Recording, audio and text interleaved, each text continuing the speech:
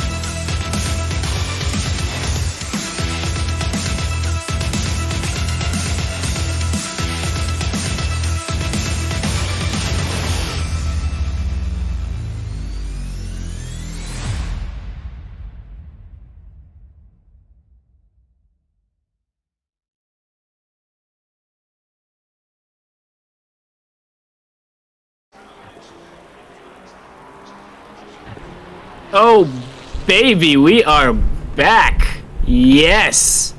Did you miss us? I know you did. This is Bez Racing Team. Yes, sir, it is. That voice you just heard is none other than our very own Stephen Wallace, co-commentating with me as always. And Stephen, how are you doing today? Oh, doing okay.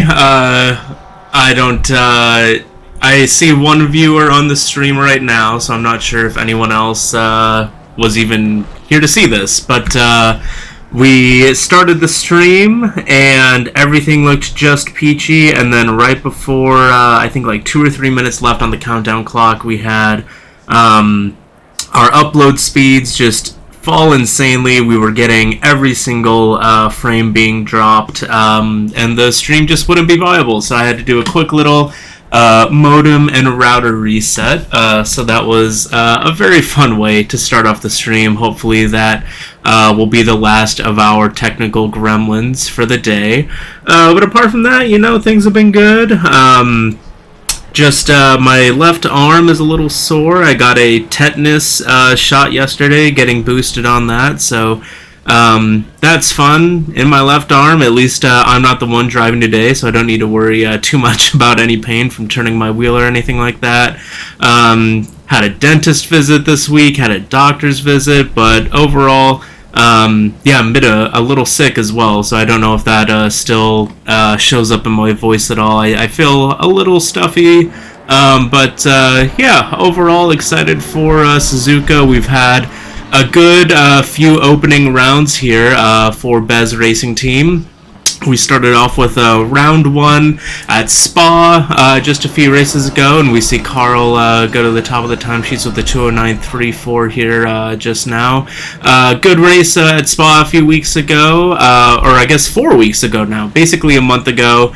2 weeks ago at Zolder, we had some mixed conditions going on in qualifying. That led to Carl Nordell who's currently P1 now. Carl took pole position at that race, which was very exciting for him. Ultimately didn't pan out though. But yeah, very excited for SUZUKA. What did you think of Zolder? Really good racing throughout, and as usual, Oystein Brenham, the victor of that race, but not today, as Oystein Brenham is not at this race, so will be our first round with a new winner. So exciting stuff there. Very exciting stuff. Yeah, Oystein Brenham not here. He is one of quite a few drivers actually who will not be here today. Competing in the Spa 24, I believe it is for a charity cause of some sort. But yeah, we have quite a few drivers who are taking part in that race. Kieran Macy will be taking part in that race. Brenham, as we mentioned, Jake Smith, Charlie Thornton will be in that as well. So quite a few drivers. I think they also might be racing all together in the Formula GT League, might be repping a team for that race in there. So that is what they're up to. A couple other sign-outs. We are missing Richard Laird, unfortunately, today. He messaged about an hour ago, had an unexpected family commitment.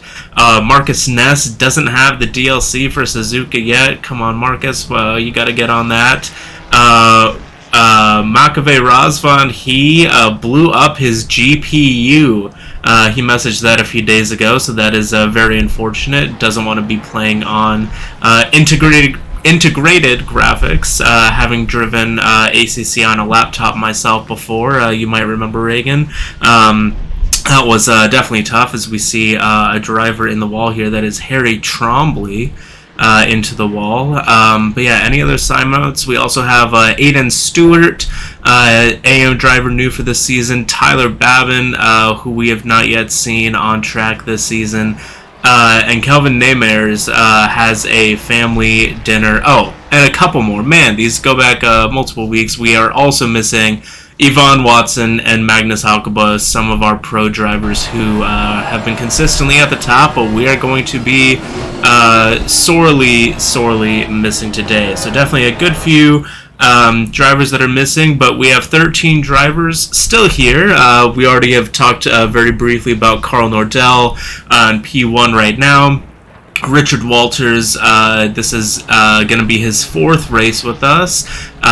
He'll be hoping for a good result with quite a few of our other pro drivers signed out. V-Guard is here. We have Paul Krobs. He is showing a 5-minute 2 on the board. I don't think that's accurate for being in P4 at the moment. Bryce Prevost, we have Pashoff, a very quick driver. Jorge Esteban. Harry Trombley, I believe, is a new addition to Bez Racing Team. I think I raced with him before in a Formula GT Assetto Corsa race. That was an MX-5 race at Okayama. I believe I raced with him and one other gentleman. We also have Seth Johnson, a new face. Quite a few new faces in 8th through 11th. Seth Johnson, one of them. Legares Simon, or Simon. Sorry if I mispronounced that. A new driver in the field. We have Johan Hauben in P11. Darren Chan is going to be familiar to folks who have been with Bez for quite a while. He is returning to the league here. Nicholas Castillo, I don't believe I've seen that name before.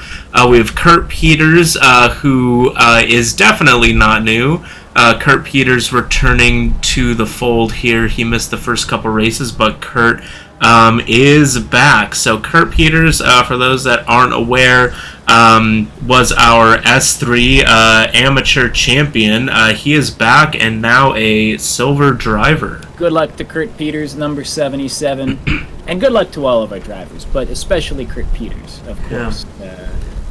Especially Kurt Peters, yeah. Is the Kurt Peters fan club? We had like 20 different people watching our stream all last season, only cheering on Kurt Peters, as we see Paul CZ Robs 0 come to a halt after the second Degner turn there.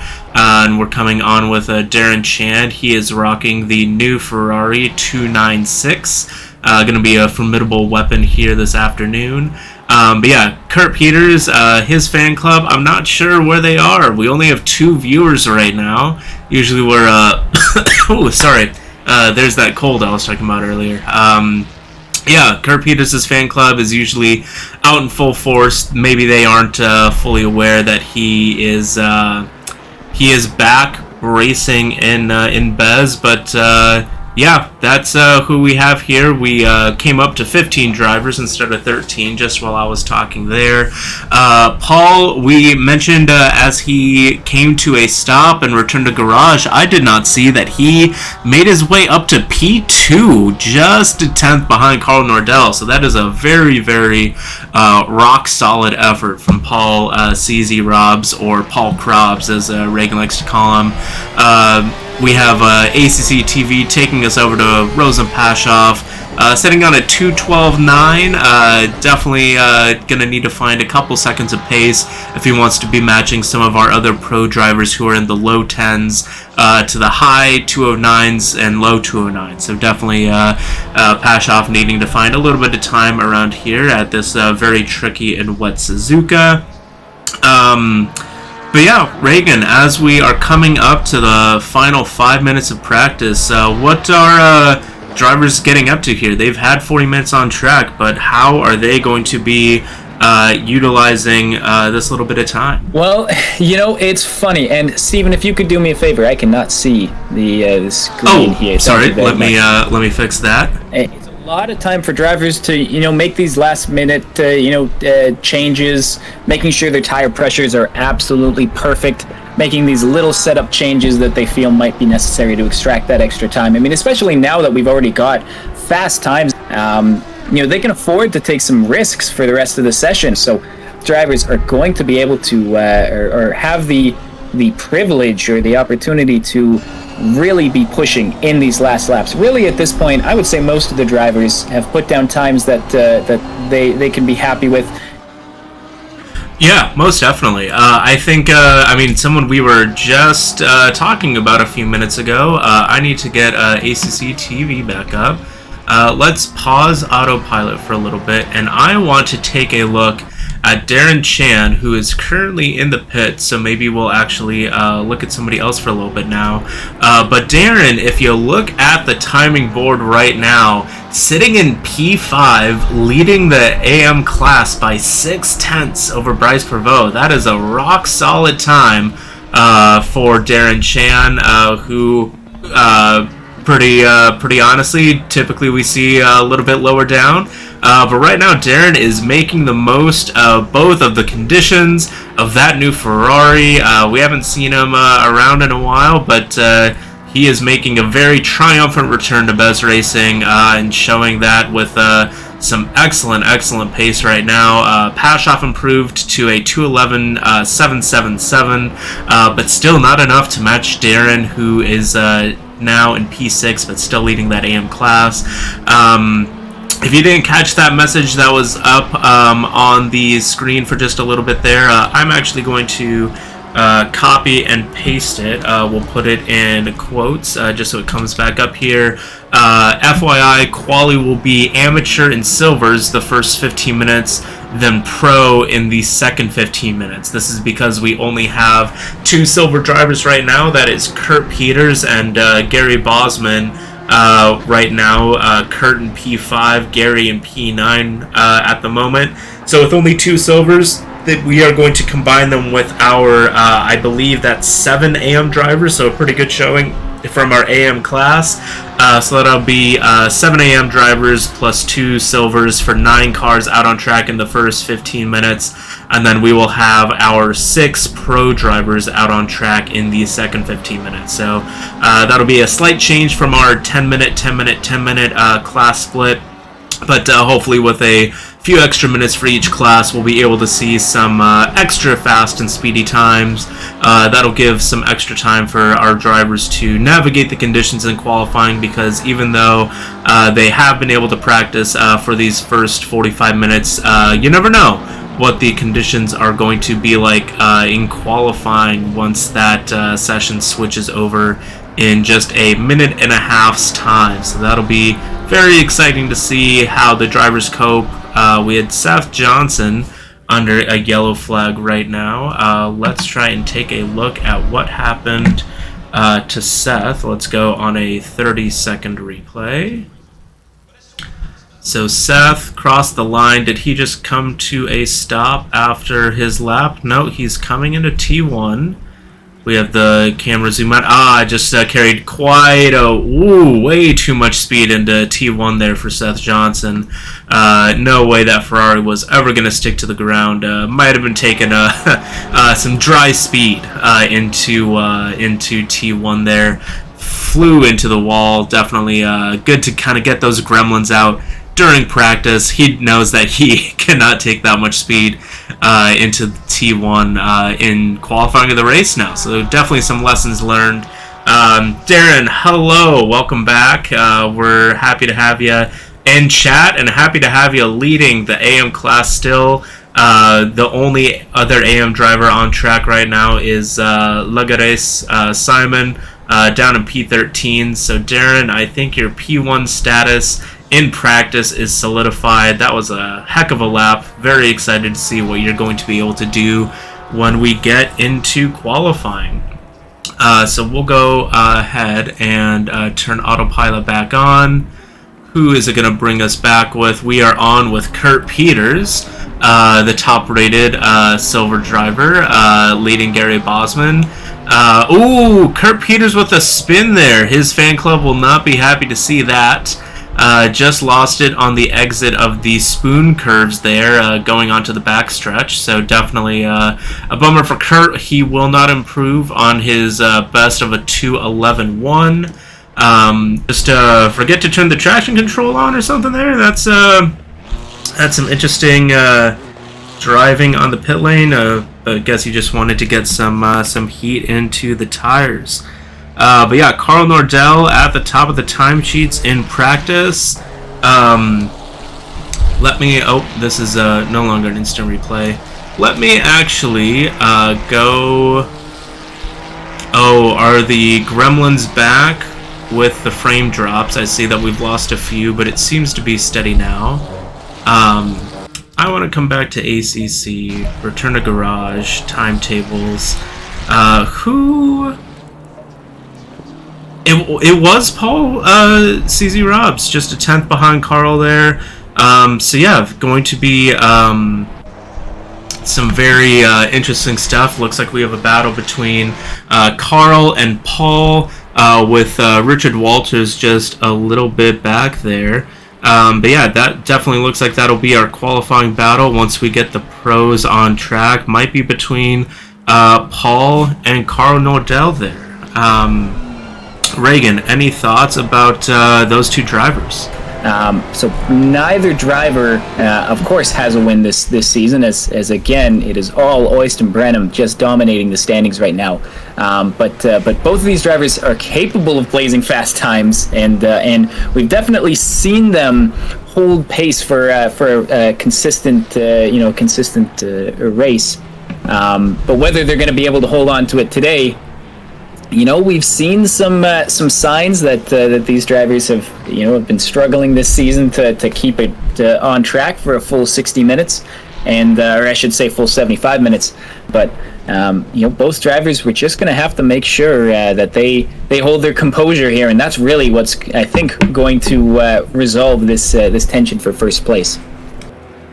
Very well said, Reagan. Thank you for that insight. Yeah, looking back at last race at Zolder, it was Carl Nordell. As I said before, he got pole, but going into one of the chicanes, lost it on exit, spun around, and had to basically do a recovery drive after that spin as we leave Darren and join Kurt Peters, who is purple with the 525. I definitely think we're going to see some improvement there, but gets held up.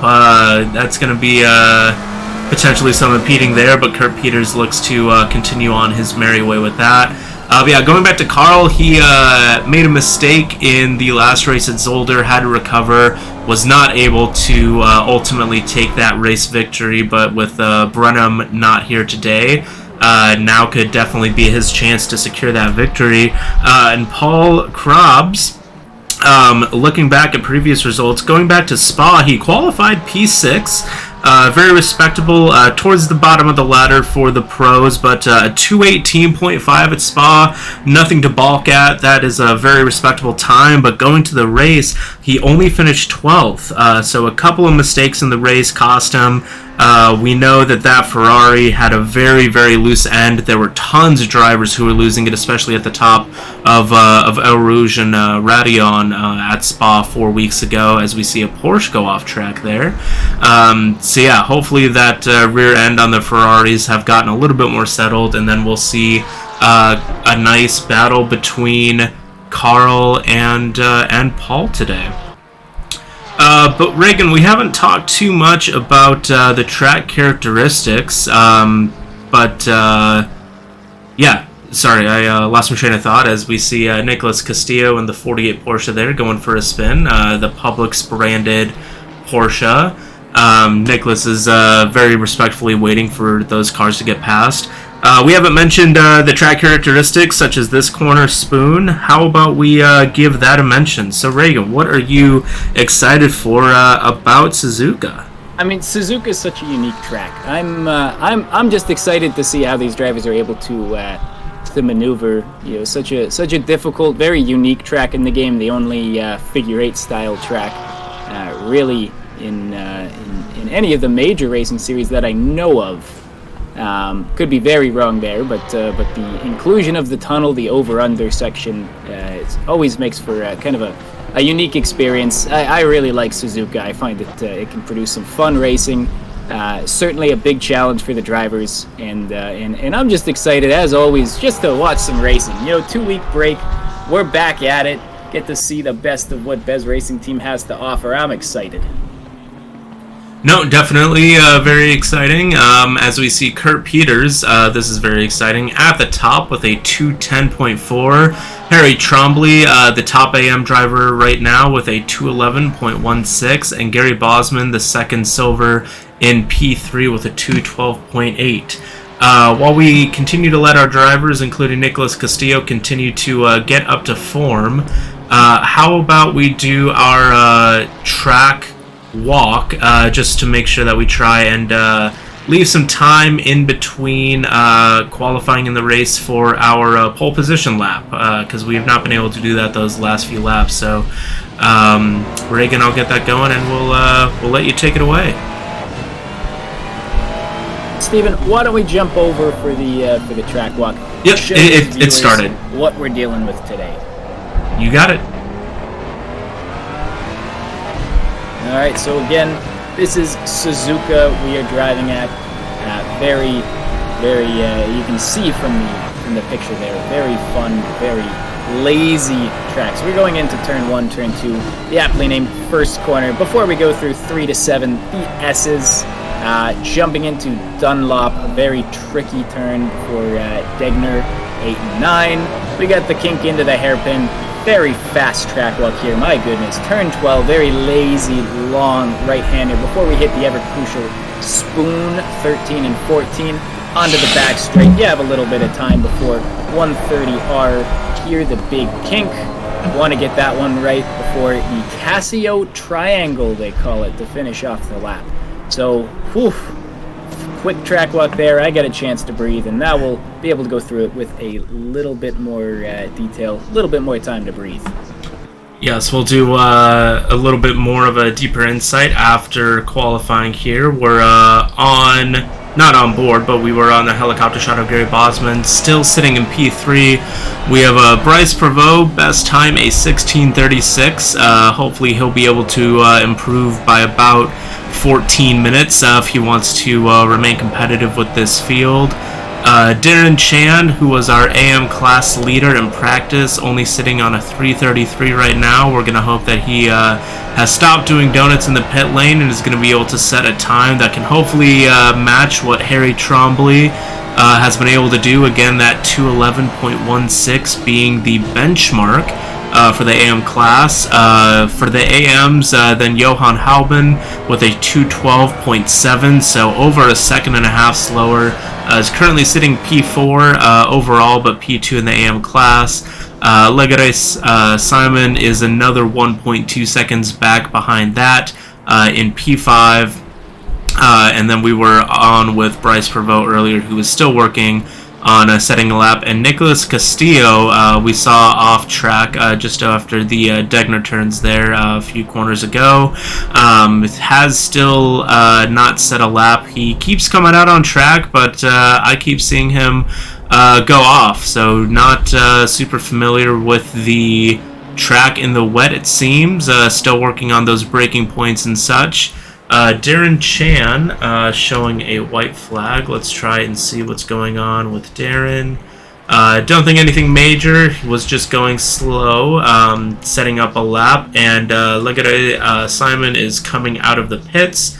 That is why he was flashing yellow. So a couple drivers coming out of the pits. A couple drivers working on their times. But Kurt Peters is currently up, flashing purple, up by about a tenth. Let's go ahead and switch over from car number to personal best delta so that we can get an idea of who is improving. So not only is Kurt Peters working on improving, but Harry Trombley up a couple tenths, Bryce Prevost up a couple tenths as well.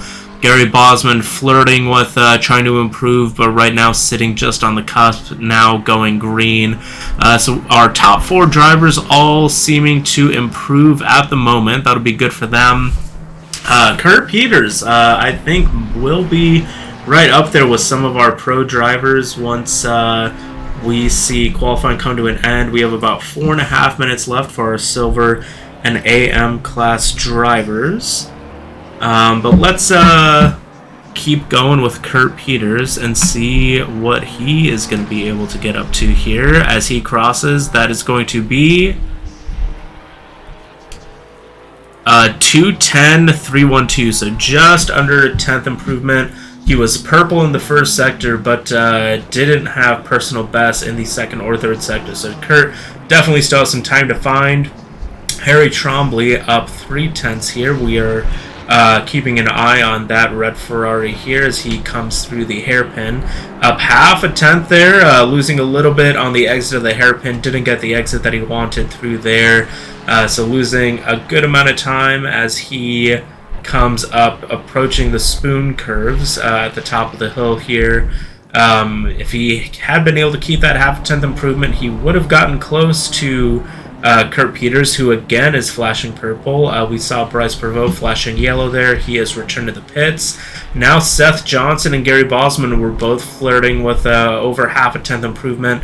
Seth losing it a little bit, but Gary looking to improve, and Gary's lap would put him pretty high up. But we did not keep an eye on Darren Chan. Darren goes P2 overall. Now leads the AM class with a 2:10.862.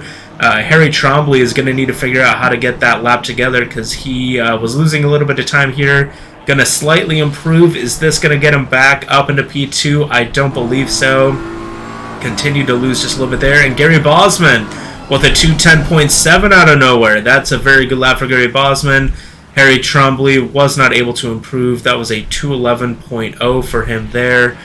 Seth Johnson and Bryce Prevost both showing yellow flags. I think they might be returning to the garage, or they're just setting up for another lap. So, wow, there's a lot of action going on at the top of the boards here. But Kurt Peters, I think let's go ahead and turn off the autopilot and come onto the broadcasting camera. Kurt Peters fishtailing a little bit on the exit of the final chicane there. Didn't lose too much time, but an 0.8 improvement. That's going to set him up for a 2:09.5 about.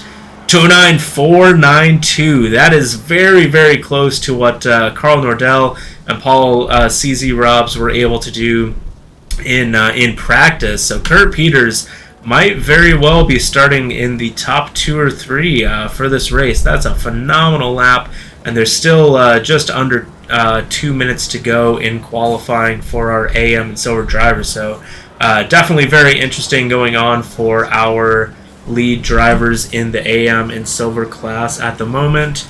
Let's go back to Harry Trombley. And we'll take a look at his helmet cam, and we are going to just crank the volume up a little bit and let you listen to the onboards of Mr. Harry.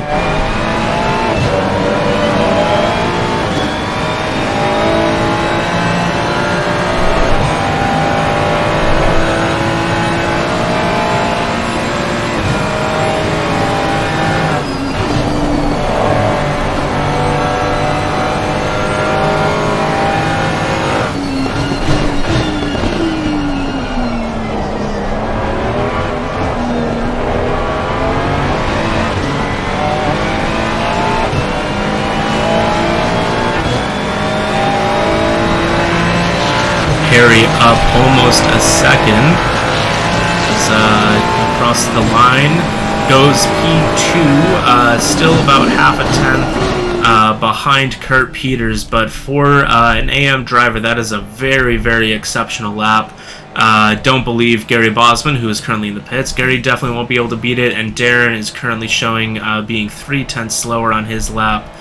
So he will not be improving either. Kurt Peters, a yellow flag. Harry, we're on board with, goes off track. That will definitely not be an improvement there. So a pretty exciting end to qualifying. We still have a couple drivers out on track. Don't think it's going to be any major position changes, but yeah, overall a very exciting session here and some excellent laps going on for our drivers.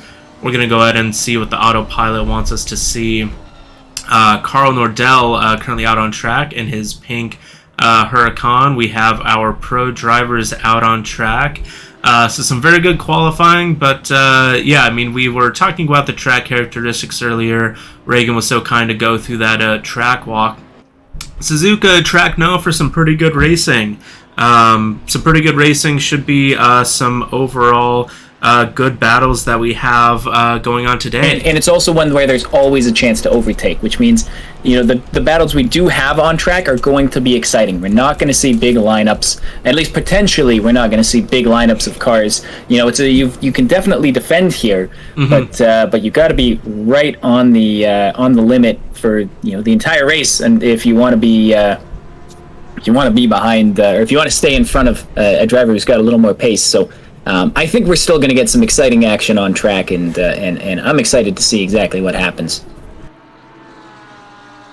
Sorry, I had to cough a little bit there. Reagan, no, phenomenal points. You mentioned being on the limit. That is definitely something that all of our drivers, especially in the rain here, when you're going to be close together like Carl is behind, I believe that's Rosenpaschow.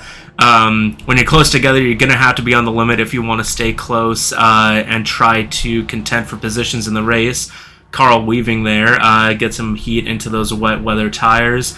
But being on the limit, that can cost you a little bit when it comes to precision. So Reagan, when it comes to being fast around Suzuka, I mean, can you afford to make mistakes when you're trying to be on the limit? Or, I mean, do you have to be perfect at every single corner? Every single time. There's not a lot of margin for errors. So on a track where, you know, as long as you keep it on the track, you're going to get some free spots just from that one turn alone. Lots of other difficult spots. We've seen people spinning out all over the place in practice while pushing. So definitely a chance where if you can keep your car on track, you're going to have a good race here, no matter what your pace. No, some very good points there. So yeah, drivers are going to have to find the limit, but not go over too much. Suzuka is one of those old school tracks that you can see from this heli shot. There is no tarmac runoff. If you go off track, you are either in the grass or in the gravel, and very quickly going to be in the wall. So it's all about trying to find that razor's edge of extracting the maximum from the pace and from the track. As we see Carl very, very close to the edge there. He is definitely finding that limit, but if you push just that little bit too much, if you try and carry too much speed and you go offline, as again, man, he is absolutely pushing there. Getting a little squirrely in the AstroTurf there in that Lamborghini. Yeah, if you just push that a little bit too much, that could be disastrous for your race. So yeah, Reagan, as you mentioned, if you are just able to keep it clean, keep it tidy, you're probably going to be picking up a good amount of positions from people who make mistakes. And we saw a good amount of mistakes at this track last season, at a dry race even. It didn't even have to be wet for people to be making mistakes. Even Carl Nordell, our top driver in practice today, at the race start last season, I think just even on the first and second lap, he lost it on the exit of 130R, caught a bad bump and in his Mercedes, and went to the wall, and again had to do another recovery drive. A lot of drivers were losing it at 130R, so it's easy enough to do in the dry, but even easier to make a mistake when trying to find the limit in the wet. We're going to have our first times coming in. We are seeing Jorge Esteban here. I want to go ahead and change things up and go over to, where is Carl Nordell? Carl invalidated, so this is not going to be a live lap, but we should be able to see his time here. It would have been a 2:08.3.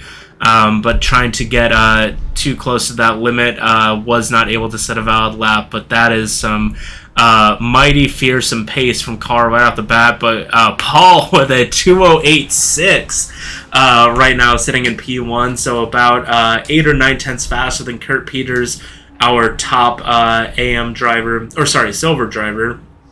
As Richard Walters with a 2:08.0. That was unexpected. We saw Richard, he was P3 in practice, but about half or 4/10 of a second back compared to Paul and Carl Nordell. So that is a phenomenal lap for Richard Walters, and our top 3 drivers all showing green right now. Vigard, we did not mention, in P3 with 2:08.68. So just about a tenth under, or over Paul Krabs' time, I should say. We're still waiting to see what Carl Nordell is going to be able to do on his first valid lap, if he is able to keep it clean. Paul Krabs currently up a few seconds on his time. Richard Walters backing off on this lap. Maybe overheating the tires a little bit too much on that push lap, but man, almost half a second, or over half a second, on Paul Krabs. That is a phenomenal first lap from Richard Walters. We are just waiting to see if Carl is going to be able to match that. Paul Krabs currently up on his time, just a few seconds back from Carl Nordell on track, navigating these spoon curves. Losing a little bit of time on the exit there, but still up a little bit. I'm going to have us go back to... Oh, that's Castillo, not Nordell. Carl is coming through the final chicane here. Is this lap valid? This lap is not. He also invalidated this lap. So Carl really struggling to keep it on track, keep it valid. This lap would have been a 2:08.057. So that would have been P1 by just over 100th of a second over Richard Walters if it were valid. That would have been an exceptional lap. But again, Carl not able to keep it valid. Let's go on to the helmet cam of Carl. He is currently valid, and we are watching him navigate the S's here that Reagan so eloquently guided us through on the track walk. Really having to be tentative on the throttle there. We see Richard and Paul both up on the starts of their laps. But Carl is who we are interested in seeing. Reagan, what do you think of Carl's efforts so far? Well, Reagan? I think we might be having a couple more technical issues here. We're going to wait for Reagan to hopefully come back in a little bit. I think if Reagan were still on the line here, I think he would say that Carl's efforts are valiant, but that, yeah, he definitely needs to just focus on keeping it on track. Because while Carl's still working on his first lap, Richard and Paul are both working on improving. Richard up 3/10 so far. Let's actually go over to Richard, who's up 4/10 now. Carl's lap's still valid, so this still could still count But Richard, I mean, this is just a phenomenal lap so far for this Lamborghini as well. So the Lambos seemingly very, very quick if they can keep it valid, which Richard definitely has been able to so far. Has lost a couple of tenths throughout the lap, but is still up on his time. He will be coming through. We should have Carl coming across the line soon, so we'll keep an eye on that. And that is Carl with a 2:08.4, so just about 3.5 tenths behind Richard Walters. The two Lamborghini drivers at the top right now, but are still going to be looking for more. Richard up to 3 tenths now. 4 tenths, goes a little bit deep. That's going to cost him on the exit here, and it does. That is not going to be an improvement after all. But Richard, with just under 6 minutes left, is going to have 2 or 3 more opportunities to try and improve here. As Carl is up 3 tenths, 2 tenths, let's jump back over to, let's actually take a look at Vigard, who we haven't mentioned too much, but is up 4 tenths. He is going to cross the line, and Vigard goes P2 with that lap. 2:08.2, very nice. Just shy of a tenth and a half slower than Richard Walters there, and already up on his next lap. So Vigard could be a surprise contender for pole here if he's able to complete this lap with the pace that he's on right now. We're showing him flashing purple in the top left there. So Vigard, some excellent pace right now. Carl up 3 tenths as well. So our top 3 or 4 drivers are all doing exceptionally well. Paul, I think, returned to garage. He might have slapped some new wet weather tires onto his Ferrari before coming out for a final run. So he is not showing any sort of improvement because I think he's on an out lap. But Vigard up 3 tenths, 2 tenths now. Vigard, you just got to pull it together. This can be such a great lap if you can hook it all up. Still a tenth up on your time. Richard not improving. Vigard, you're 2 tenths up. You're like halfway there. You got it, man. This would be an exceptional pole for Vigard if he can get it all together. Carl not showing anything on the timing screens. What is going on with Carl? He has invalidated. That's why we're not seeing any sort of improvement on his time. So Carl, once again, just struggling with the lap invalidations, not able to hook it all together on his laps. So let's go back to Vigard. Again, he's still flirting between 1 and 2 tenths improvement.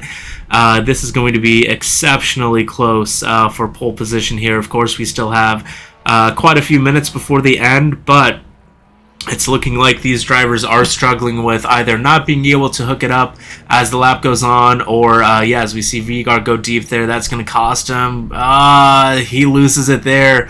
That ruins his lap. We saw the same thing happen to Richard Walters, just went deep into the final chicane and lost so much time on exit there. So Vigard not going to improve on that lap, but still has 2 more opportunities to make it happen. Richard Walters up a couple tenths, Carl Nordell up as well. So all of our top 4 drivers are up on their times. We saw Jorge Esteban almost a second up, but he invalidated. We saw that green time go away. So Jorge definitely low on the timing screens right now. As we see, man, Carl could be the one to do it, but we see Richard flashing purple. Let's go to Richard and see what it is like for him. So this is him coming through Degner 1, the quick little straight into Degner 2. Some very nice throttle application there. Flirts with 3 tenths, but back down to 2 tenths improvement. Going to need to keep it nice and steady here through the hairpin. Shallow entry, goes deep. Some good time improvement on entry, but loses it on exit. So he is now matching on pace with his current best, but even a little bit of improvement might be enough to shield him from Vigard and Carl.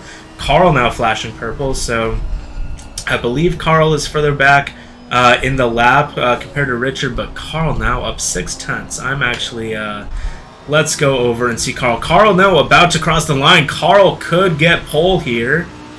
Is it going to be enough? Just enough. Man, by the slimmest of margins, Carl up into P1. a 208.055. That is just about 100th, or it's exactly 100th and a half, or 15/1000th of a second above Richard. Carl into the pits. That is going to be it for him. He is not going to have enough time to get new tires and come back out on track, set another lap. So it is up to Richard if Richard can... no, Richard into the pits. He invalidated. He is into the pits. That is going to be it for him. Vigard not improving either. Down 2/10, lifting off the throttle. That is going to be it for him. Can Paul do anything to answer?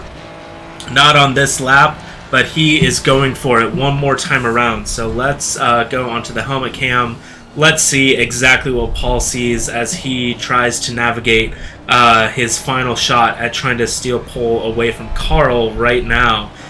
So Paul up a 10th. He's going to need to find about 6 tenths in total if he wants to compete for that pole position here right now.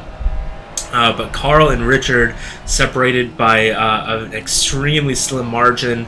Vigard about a 10th and a half behind both of those drivers, and then Paul another 4 tenths back behind Vigard. So a pretty close qualifying right now with our 2-time winner Oystein Brenham of Season 4 not here to spoil anyone's party. It is going to be right now Carl Nordell on pole. We have Paul improving, but I don't think it's going to be by enough at the moment. Rosenpaschoff improving as well, but that would just be enough to get him in front of Kurt Peters, the silver driver. Paul flirting with a half-second improvement there, but made it all up on entry, lost it on exit, so just a temporary improvement here. Paul going through the right-handed kink here. The checkered flag falls. This is going to be the last effort for everybody. Through the spoon curves, Paul is trying to navigate this. Paul 3 tenths up, now back down to 2 tenths up. I don't think it's going to be enough here, folks. Let's go ahead and switch over to Jorge Esteban, who is navigating the hairpin right now, flirting with a half-second improvement. Now 4 tenths for Jorge. It seems to be that everyone is able to find time in the first half of the lap, but not able to keep it through the second half. So the 130R, the spoon curves, which Jorge is now approaching, the final chicane, are really catching some drivers out today. Jorge up almost a second, though. So this could be a pretty solid improvement. 9 tenths. A second would put him up into P8. So that would definitely be a much-needed improvement if Jorge wants to get away from the AM drivers that he is currently surrounded by. So Jorge looking to improve. Paul did improve to a 208.3, but was not enough to improve any positions. It still keeps him P4.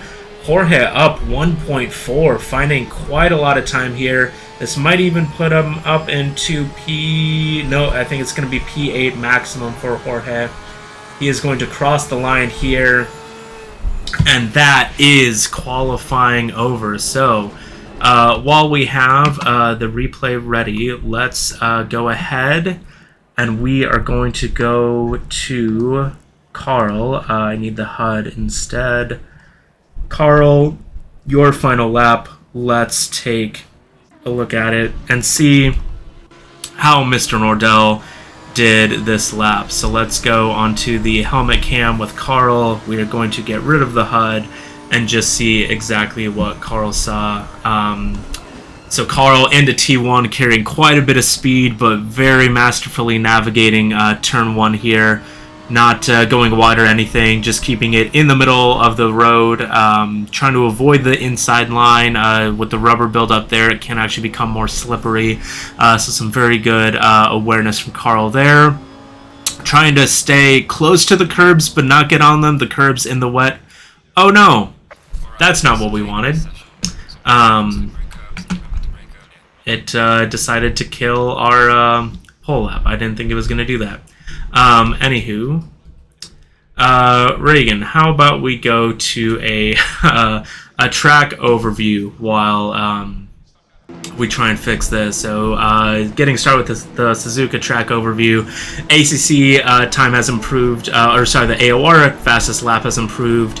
and so has the pole time. Reagan, take it away. Going into first curve, as they call it, overtaking opportunity. Some really fun overtakes possible here. The track is nice and wide, which is quite useful. So don't be stupid, but you can have some fun there. Before we go into the S's, one of the most famous groupings of turns in all of racing that just flows left to right to left to right. Well, I guess left to left, right, and then Dunlop, which we are at here. Very important turn to get right. There's potential for to get a run on someone here, though it's not listed. Do not pass through Degner unless you are crazy. Degner is a very difficult, sharp two right-handers before we go down on a little straight into the hairpin. The kink before the hairpin makes this a very difficult sort of bunch of turns to get right, as is basically everything here. And you do see we've listed it as an overtaking opportunity. Another one, especially on the exit, you've got a little bit of room to run, as we're seeing here with this Honda making a run on the McLaren, who eventually gives some room before we jump into Spoon. Spoon, another very famous and important couple of turns to get right, 13 and 14, as we saw from Brenham. The exit of Spoon, turn 14, crucial for a good lap time. Before we head down the back straight here, a little bit of time to think.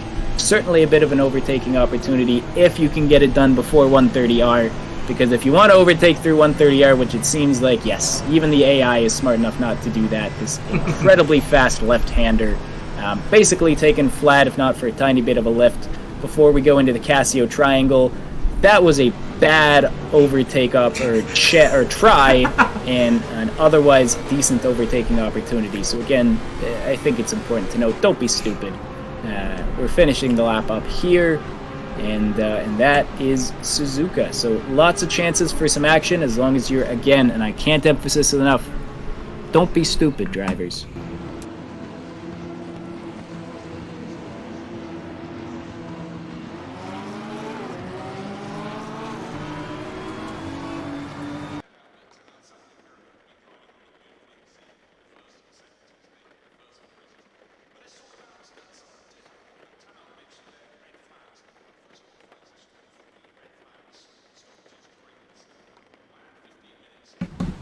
I just realized my mic was muted, so everything that I was saying after Reagan concluded, y'all weren't getting, so that's very fun. I was saying, first, I didn't mean for the track overview to loop, so apologies for that. I also don't know how much time is left in the counter, so instead of trying to back out, go to the replay and see that pole lap, we are just going to hang tight with our drivers here. And we can do, I believe, that one doesn't work. We can do a quick little track walk grid walk with all our drivers. So we have Carl Nordell in P1, Richard Walters in P2, we have Vigard in P3, Paul Krabs in P4. So our top four all filled with our pro drivers. Kurt Peters is the top-ranked silver driver. Again, there's only 2 silvers in the race right now, so at least they're both guaranteed a silver podium. Rosen Pashoff, another pro, down in P6.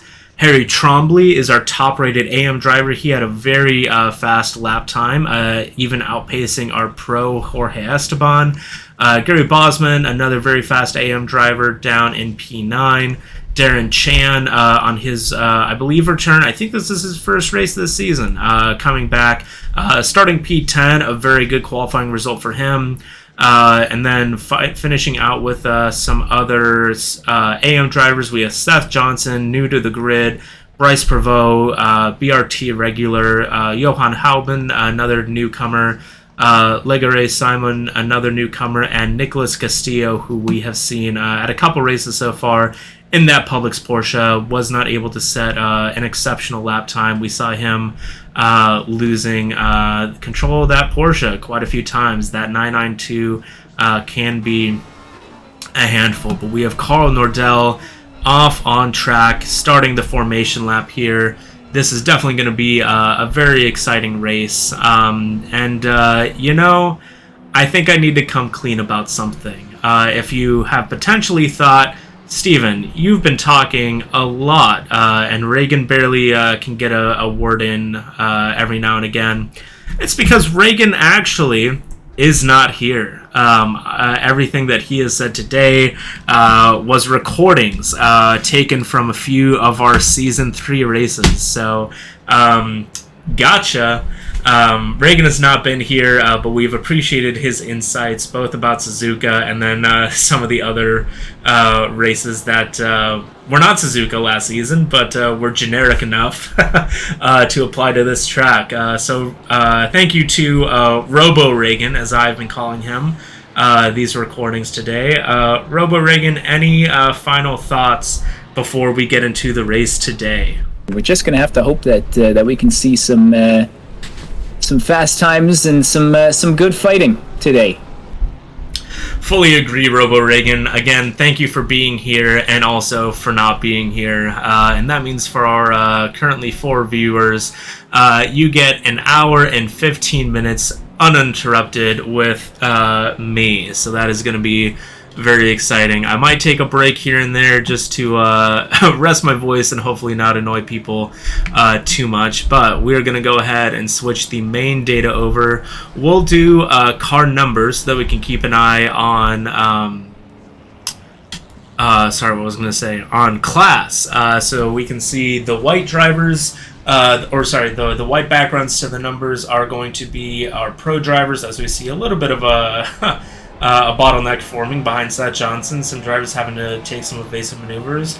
The drivers with the silver number, pretty self-explanatory, are our silver drivers, and we have our red-backed drivers. Those are our AM drivers. So Harry Trombley doing well to get in front of Jorge Esteban and Gary Bosman. I think I said Bosman was an AM driver before. I think I said that at our first round this season as well. Apologies to Gary. I keep forgetting you were a silver driver. Sorry to you and all of the doubt I have in your skill. You are very, very fast and very deserving to be a silver. I'm going to remember that from here on out. I promise. But Harry Trombley has a bit of room behind him and the other AM drivers, so he just needs to keep it on track, and he will have some good space between him and his competition. Might be on for an AM class win. Kurt Peters, some good space between himself and Gary, so Kurt might be on for a silver class win, which would be exceptional for his first race back with Bez this season. I'm going to go ahead and actually also change some of the autopilot parameters.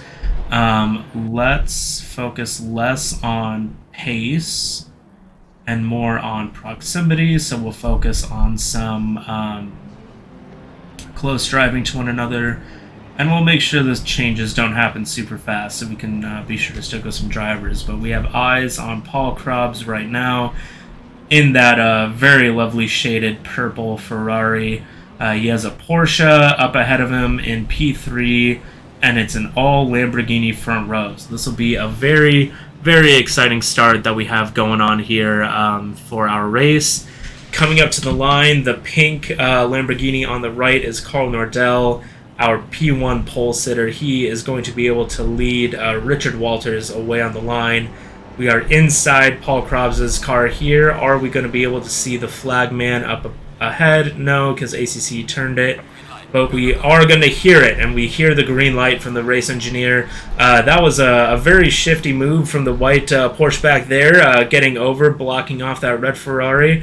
I think up ahead, Carl did keep P1 ahead of Richard Walters.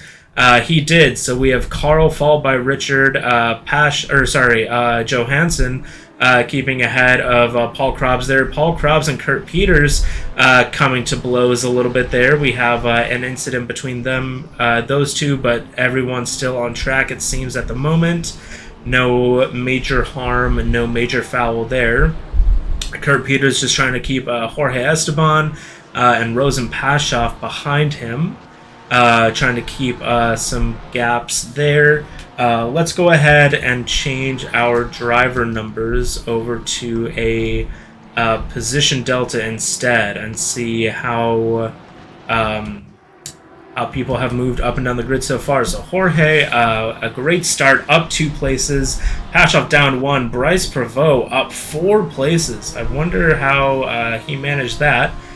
We might try and have to see the replay on that later on. But right now, Carl Nordell 6/10 ahead of Richard Walters. That's a very good start. Darren Chan has lost 1 place. Where is Darren? The camera's looking for him. Darren is there trying to make a move on Gary Bosman. They are almost side by side going into Spoon.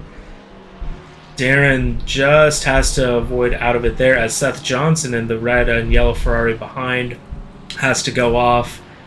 Darren, getting a little squirrely on the AstroTurf there. Don't lose it, Darren.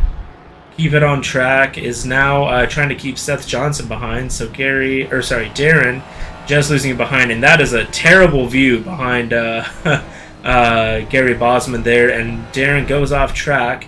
We don't see his windshield wiper being active. I don't know if that's me thinking, he gets taken out by Seth Johnson. That is a terrible hit, very unfortunate there, but luckily was facing the right way afterwards.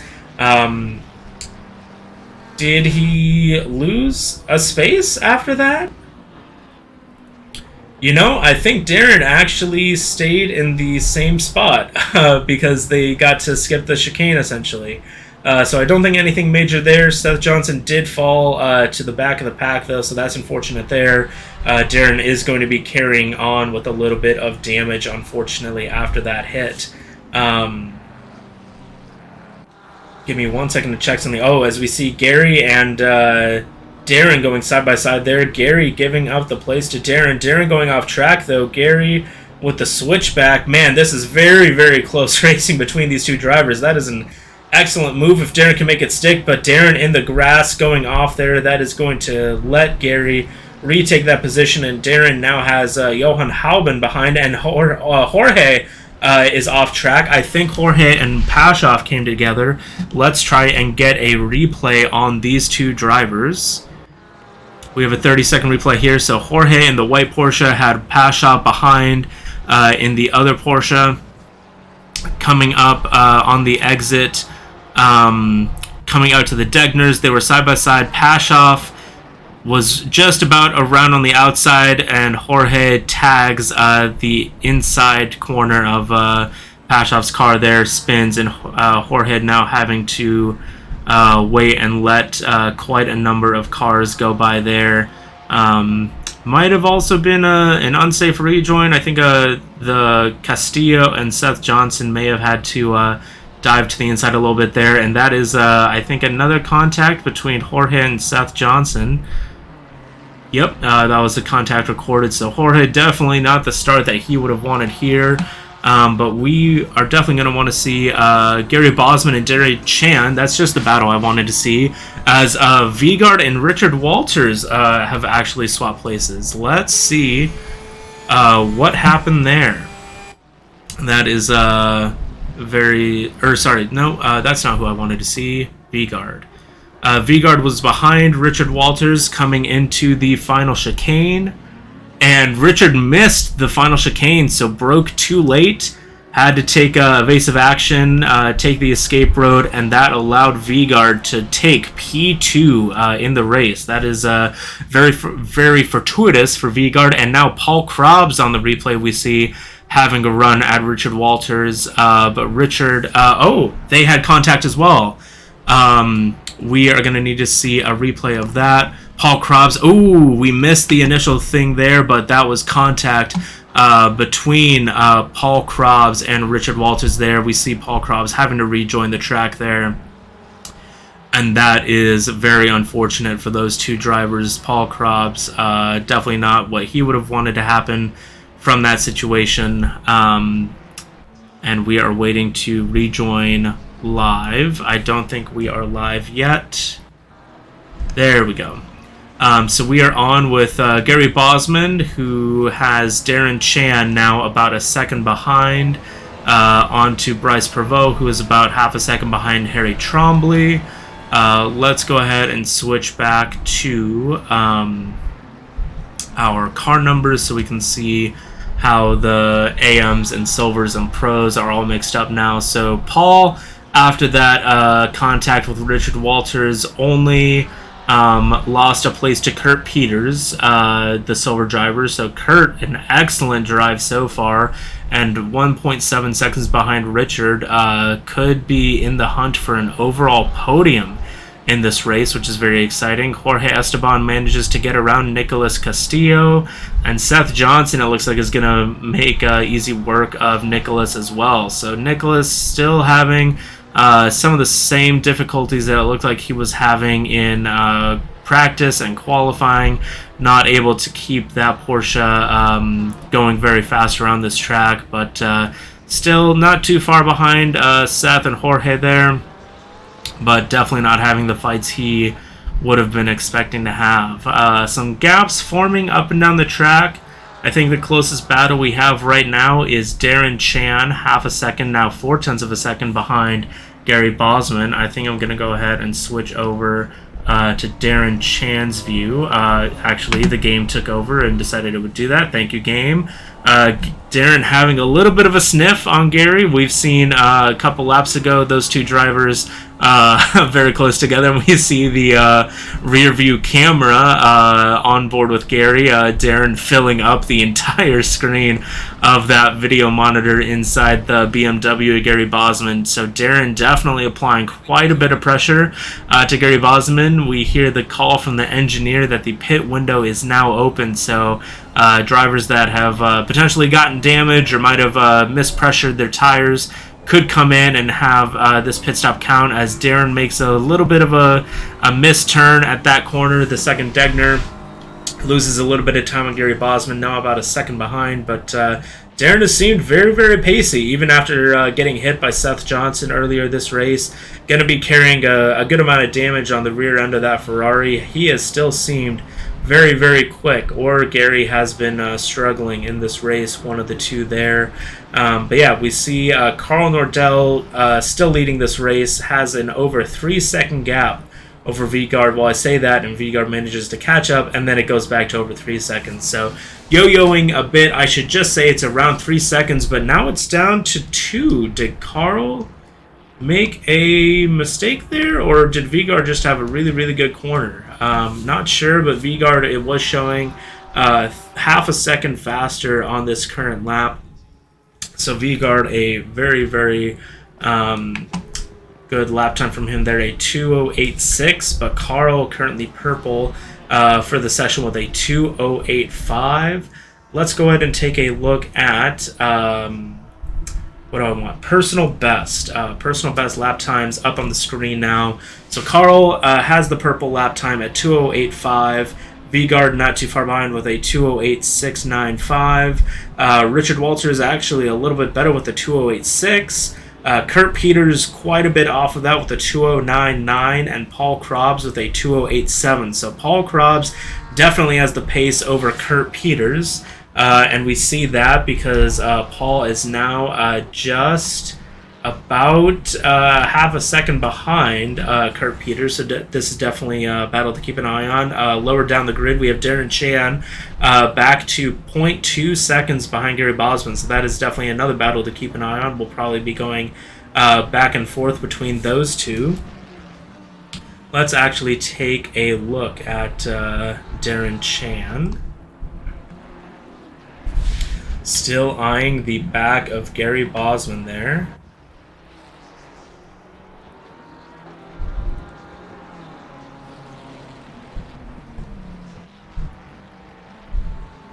You see Darren going a little bit deep into the hairpin there, as Legare Simon was showing white flag. Might have gone off the track a little bit there. Loses spaces to Jorge Esteban and Seth Johnson. Kurt Peters has Paul Krobs still about half a second behind. Interestingly enough, Darren Chan does not have a personal best time so far, as Kurt Peters goes a little bit off track there. That might allow Paul Krobs to make a move around the outside going into the final chicane. I think Paul Krobs... Oh, I think there was a little bit of... Oh, contact! And Paul Krobs is around. We need a 30-second replay on that, definitely. So we see let's maybe go to the heli cam for this one. So we're going to see Kurt Peters go just a little bit into the AstroTurf on the exit of 130R here, there, and Paul Krabs with a rocket exit gets alongside, looking for a move on the outside. Kurt Peters onto the curb, and then Paul on the inside. Kurt may not have left enough room. We'll leave that for the stewards, but that ultimately meant that Paul was left high and dry. Paul Krabs now down in P6 and lost that spot to Rosen Pashoff. So that is very unfortunate. At least Paul is right on the back end of that. But those are overall spots that Paul did not want to lose. Because for the pro drivers, their points are dictated by their overall finishing position, not just where they finish in class. So Paul losing some excellent points that he would have wanted to hold on to, but we can see Paul Krabs best again at 208.7, Pashoff best at 210.1. So Paul, as long as he can make a clean pass on Pashoff, should be able to get back around. But yeah, Paul Krabs not the luck he would have wanted so far in this race, and a bummer for him. Also not so lucky, Darren Chan now 2 seconds behind Gary Bosman, so not sure what happened for Darren. He was right on the back of Gary earlier, just about a lap or two ago, so not fortuitous driving for Darren or Paul Krabs right now, but very fortuitous for Carl Nordell. Has been extending his lead over Vigar Johansson and Richard Walters. We see Simon with a yellow flag. Not sure what was going on there. Maybe we take a 30-second replay to see what was going on here. So we see Simon heading into the hairpin. Did he go off track? Or maybe have a half spin? No, hairpin looked good. Coming through. Oh, just forgets to turn, it looked like, or had a massive case of understeer. Nicolas Castillo then had to have a little bit of evasive action to get around safely, and I think Castillo, yes, did make the pass. So that is now Simon down in P15 last place, as we see Paul Krabs right behind Rosen Pashoff here. So this is a very good battle that we have going on for P4 overall, P5 overall. So Paul Krabs really on the back, and Darren Chan once again right back on the rear end of Gary Bosman. So Darren is just having a very big yo-yoing race. Can't figure out if he wants to stay right behind or about 2 or 3 seconds behind Gary Bosman. So that's an interesting battle we will also be again keeping an eye on. But Paul Krabs, I think, has the biggest pace differential over the guy in front of him right now. So we will keep an eye on this battle. Let's see if Paul can maybe make a move coming into the chicane here, as Darren now making a move on the inside of Gary Bosman into, I believe that's the first Degner. Recording a little bit of contact. Maybe we'll take a look at that on the replay. See what happened between Gary and Bosman there. So Darren in the white Ferrari behind gets a pretty solid run coming up through this corner on the approach to Degner. Darren going up the inside, a very solid move. I think just taps the inside of Gary's car there. Not sure what the cause of that was, but Darren definitely a nice move. I'm not sure if Gary was aware that Darren was going to be going for the move there, and we see Jorge Esteban with a move as well. Let's try and go on the replay and see Jorge. That is Jorge in the white Porsche trying to get around the three of, I believe that is Halbin? Halbin, yes. And Jorge makes it work. That is a very nice move on the outside. Very brave move from Jorge Esteban, working on recovering after getting tangled with Rosen Pashoff earlier this race and getting stuck in the gravel for a little bit. We see Paul Krabs still not able to make the pass, and currently mysteriously vanished off track. Nope, there they are. They are there. Seth Johnson also pretty close behind Johan Halben. So there are quite a number of battles going on track. 16 minutes into this race, but we are sticking with Paul Krabs and Rosen Pashoff. Paul Krabs, I think, really just biding his time. He has been burned a little bit, trying to make some moves earlier in this race. Had 2 passing opportunities and 2 crashes from those. So Paul Krabs just waiting for the right opportunity, maybe just waiting for Pashoff to make a mistake before he strikes. But we are going to keep it on here with Paul Krabs at the moment. Pashoff going wide there. I think that is going to be what allows Paul Krabs up into P5, and Paul Krabs, yes, is able to cross over the front end of Rosen Pashoff there. Paul up into P5, and maybe with about a second a lap advantage, at least based on best lap times, over Kurt Peters. Could be reeling in Kurt and trying to take back P4 in just a few laps' time. Let's head back to Seth Johnson, who is right on the back of Johan Halben there. We are going to turn off the autopilot. We are going to turn on the helmet cam and keep an eye on Seth Johnson here. And new fastest lap from Vigard in P2, a 2:08.2, just slightly ahead of Carl Nordell's best. Harry Trombley under yellow flag. What has happened to Harry, one of our top-rated AM drivers? Let's do a 30-second replay on Harry. Harry, what has happened, my man? Into the AstroTurf a little bit, but that is not what did him in. He was right behind the Ferrari. I'm not sure who that is, unfortunately. But Harry has now lost 6 places. Ooh, just a little bit into the grass there. Sends the Ferrari spinning. The gravel at least caught him. He did not get into the wall, but that engine is stalled. He needed to get it restarted, and he has lost quite a number of places there. So really unfortunate luck for Harry Trombley. I believe up to that point he was the top-rated, AM driver, as Seth Johnson trying to get around Halben there. Trying to get around Johan. They were side by side, I think, for a little bit. But unfortunately, nothing doing. So, this is what I wanted to do before. We are going to go autopilot off. We are going to go helmet cam on Seth. Oh, as Johan goes off track there, Seth is going to be looking on the inside. I think Johan just able to keep enough speed to block Seth. No, but leaves the inside open. I think Johan there had to go onto the gravel. Johan still keeping it around the outside. Johan might just keep this position. That is absolutely crazy stuff. And yeah, Seth has to back out. Johan keeps that place, and that has allowed Trombley to come into this fight as well. Trombley going to be trying to recover and make some places up as we approach the 20-minute mark of this race. And Trombley off track again. That is not good. Let us try and see what happened to Trombley here.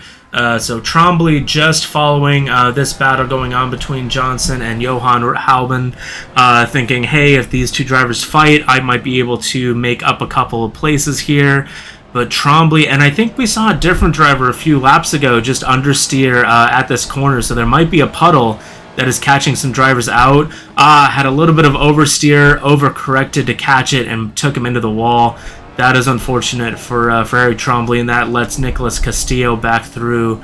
And it looks like Trombley might be dealing with some aerodynamic issues now as we rejoin with him coming through 130R, understeering a little bit through that corner. So Harry Trombley definitely not having a good time there, as we are going to go to a replay and try and see if we can catch the battle between Halben, if my mouse will work, and Seth Johnson. So coming through 130R, Seth Johnson gets a decent run on Johan. Seth, I think, is going to send it into the hairpin. Sends it, and Johan a little deep. Seth on the outside there, turning into the inside right-hander onto the final straight. That is how Seth Johnson got past Johan Halben. That was some phenomenal driving between those two drivers. Seth able to capitalize on that mistake from Johan Halben. So Seth Johnson now up into P11, Halbin down into P12, and Harry, after a couple of mistakes, down into P14. So very unfortunate there. V-Guard up in P2, still with the best lap of the race at 2:08.2. Carl still leading the race, though, with a 2:08.29. Let's go ahead and throw position deltas back up. We haven't seen anyone into the pits as of yet. There's going to be about, I can't do math, 35 minutes left in the pit stop window, I believe, as Carl sets a new fastest lap. This is the first time in the session today we have seen a 2:07, and it's a 2:07.977 from Carl Nordell. Excellent pace from him. That has extended his gap over V-Guard to above 5 seconds. So that is some excellent driving from him. And Darren Chan, we saw a few laps ago catch up to Bryce Prevost, is now only past Gary Bosman, has now caught up to Bryce Prevost in the Ferrari that that's the Ferrari that I saw earlier when Harry Trombley went off track. So Trombley was the leading AM driver. It is now Bryce Prevost in P7 overall, but leading the AM class. But Darren thinking he might be on for a class win in the AM class. The best time for Darren is a 2:10.3. Best time for Bryce, a 2:11.5. So Darren, a 1.2 second a lap advantage. Even the last laps, Bryce had a 2:11. Oh, the last lap was Bryce's best of the race so far. Bryce a 2:11.5. Darren's best is a 2:10.0. So Darren's last lap compared to Bryce was a second and a half faster. But Darren still, again, I don't know if this is my screen or if Darren has not turned on his windshield wiper, but that is not having a good effect on his vision, as we can see riding on board with Darren right now.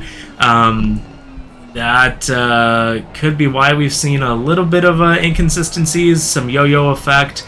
Yeah, I mean, that could explain why, we've seen Darren get very close to drivers and then fall a second or two back.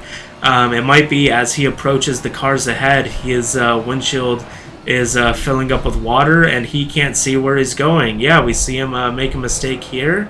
I wonder if that's what's going on. Darren, have you not turned on your windshield wiper? That could be interesting as we see Nicholas Castillo and Harry Trombley come together. Let's go ahead and go on the replay and see what happened to those two drivers. So Harry Trombley in the red Ferrari behind the blue Porsche of Nicholas Castillo. Very far back. I'm not entirely sure what would have led to these two drivers coming together. They go through the hairpin. Nicholas Castillo a little deep. Harry sees an opportunity on the inside, and Nick decides to keep turning left and gets into Harry Trombley there.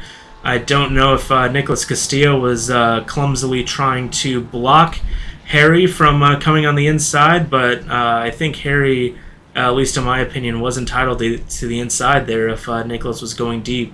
It's not often that you keep turning left on the exit of a hairpin, so unfortunate there. But Nicholas Castillo now finds himself in last place.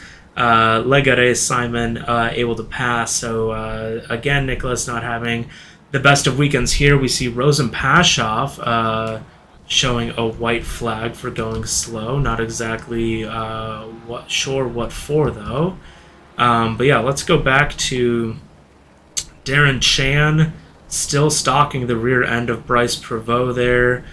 We will go back to the helmet cam, seeing what Darren sees, or maybe we'll do the TV camera on this one to have a better view of what's going on here from the external. I'm going to make sure autopilot is off. I am going to mute myself for a little bit to give my voice a break, but we are going to just stay on board with Darren and Bryce Prevost on this battle unless we see anything else, any other incidents happen on track.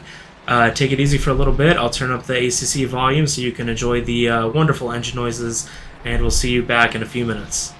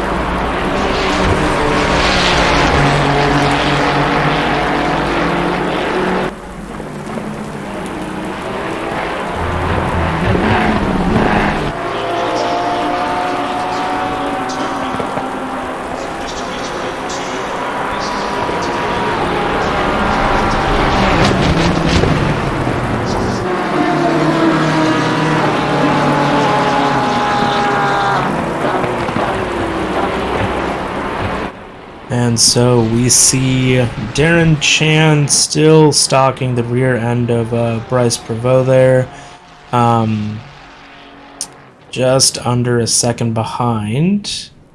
Let's go back to the helmet cam of Darren and once again see what he sees. So yeah, as he gets closer to these drivers, we're pretty sure that Darren does not have his windshield wiper on, so he keeps getting closer to drivers, but then his windshield fills up with water from the car ahead, so we think that is impacting his ability to pass as he approaches drivers. He's very quick when he's in free air, when his windshield is able to get cleared a little bit by the wind, but when he has another car's spray ahead of him without that windshield wiper being on, I mean, you can see it's you can't see anything. I can't even see where Bryce is ahead. So again, not sure if that is just a my screen thing or if Darren truly does not have his windshield wiper on. But I mean, if we go to Bryce, I mean, yeah, we see his windshield wiper on, and you can see the difference in visibility that makes between Bryce and Darren. I mean, it's night and day difference. I think every other driver, I can clearly see their windshield wipers on. Oh, as that is Seth Johnson. We just go randomly clicking through and see him spin at T1. Not too big of a loss there. But now Johan Hauben might be getting a little bit closer, but still 6 seconds back. So Seth Johnson, a little spin. That is unfortunate. But yeah, Jorge Esteban, you can see how much of a difference. Jorge right behind Gary, but with the windshield wiper, able to see Gary Bosman ahead, and is able to see that Gary Bosman went off track into the gravel there and makes a very clean pass there. And compare, I guess we can look at Gary now. Gary in the spray of Jorge. I mean, very visible, easy to see Jorge up there, and compare that to Darren. I mean, that's just, I think Darren really needs to turn his windshield wiper on if he wants to stay competitive. We see Harry Trombley spinning around. We're going to go to a replay and see what has happened to Harry Trombley here. So Harry, replay, he was behind. I'm actually not sure who that is, unfortunately, one of our new drivers. Does he try to send it up the inside? He does. I don't know if there was contact, but lost it on the inside, trying to make that pass. Has to reverse a little bit, and I think ends up spinning once he gets on the power, rejoining the track. He does, just adding a little bit more insult to the injuries. So he is back up and going again, but our newcomer Trombley, who qualified P1 in the AM class, a little bit of a fall from grace now that the race is ongoing. He is in last place, finds himself 13 seconds behind Nicolas Castillo, the next closest driver in P14. So definitely not what Harry would have wanted to happen in this race. He was very pacey in practice and qualifying, but unfortunately has just been making a couple more mistakes than he would have wanted. And we see Pashoff showing a white flag. I don't see any major time loss, so I'm not sure exactly what is going on with him. Don't think anything major, might have just had a quick off track, but once again we will, actually Castillo was showing very briefly yellow flag, nothing going on there. So once again, Darren Chan on Bryce Prevost. We'll go to the chase cam briefly for this. See the gap. Yeah, Bryce has definitely been speeding up under the pressure. The last time we talked about fastest laps, Bryce had just... as Bryce goes wide, Darren is looking up the inside. Darren just having a sniff, but Bryce gets a pretty solid exit. Two Ferraris, going to be evenly matched on exit and everything, but Bryce, with going deep on the corner, was able to get some better speed going into the spoon curves here, but once again goes wide, leaves the door open for Darren, and has no choice but to let Darren pass. So that was a very interesting battle. Let's go ahead and see the replay of that. We'll see it from the helicam. So first here, Darren was sniffing up the inside after Bryce made a mistake at the hairpin, but Bryce had enough speed, but but I think trying to keep Darren behind is just going to break too late going into the spoon curves, and that is ultimately going to cost him this position, and it is now Darren Chan up into P1 here. Darren making up 3 spots overall in his qualifying position, so a great start for Darren, and still has Bryce Prevost as we rejoin after the replay ends, so very good driving. But yeah, Darren is just going to have to figure out how to stay ahead of somebody and not get in the spray so that he can try and give his windshield a chance at not being clear, because we saw before what his windshield looked like. It's still not a pretty sight. I'm really not sure how he's able to be as quick as he is with a windshield like this, so very interesting there. But Paul Krobs, we mentioned before, was going to be trying to catch down Kurt Peters. And here he is. Paul Krobs now just about a half second behind Kurt Peters. They have essentially done a position swap after Paul has had a couple of unfortunate comings together with other drivers in this race. Actually, Bryce Prevost and Darren Chan having a position swap. Let's take a 30-second replay at this to see what happened. So coming through the S's, this is still Darren in front of Bryce Prevost. What is going to happen to Darren to allow Bryce to get through? Goes wide a little bit into the grass. Bryce is going to sneak it up on the inside. Darren, nothing he can do to defend on that. Just a costly mistake right after he was able to capitalize on Bryce's mistake the lap before. Darren himself now makes a mistake, and we see a yellow flag for Jorge Esteban. He is in the gravel at the hairpin. What happened here? Here he is coming through Degner 2. So this is the run up to the hairpin. Does Jorge just not brake? I have no idea what happened to Jorge there. That is a very bizarre thing, unless his pedals died, because we don't see any sort of reaction. No trying to reverse. The car is just kind of listing there. I don't know if Jorge disconnected or something, but he is now in the pits. That is very unfortunate for Jorge Esteban there. Not sure what happened there.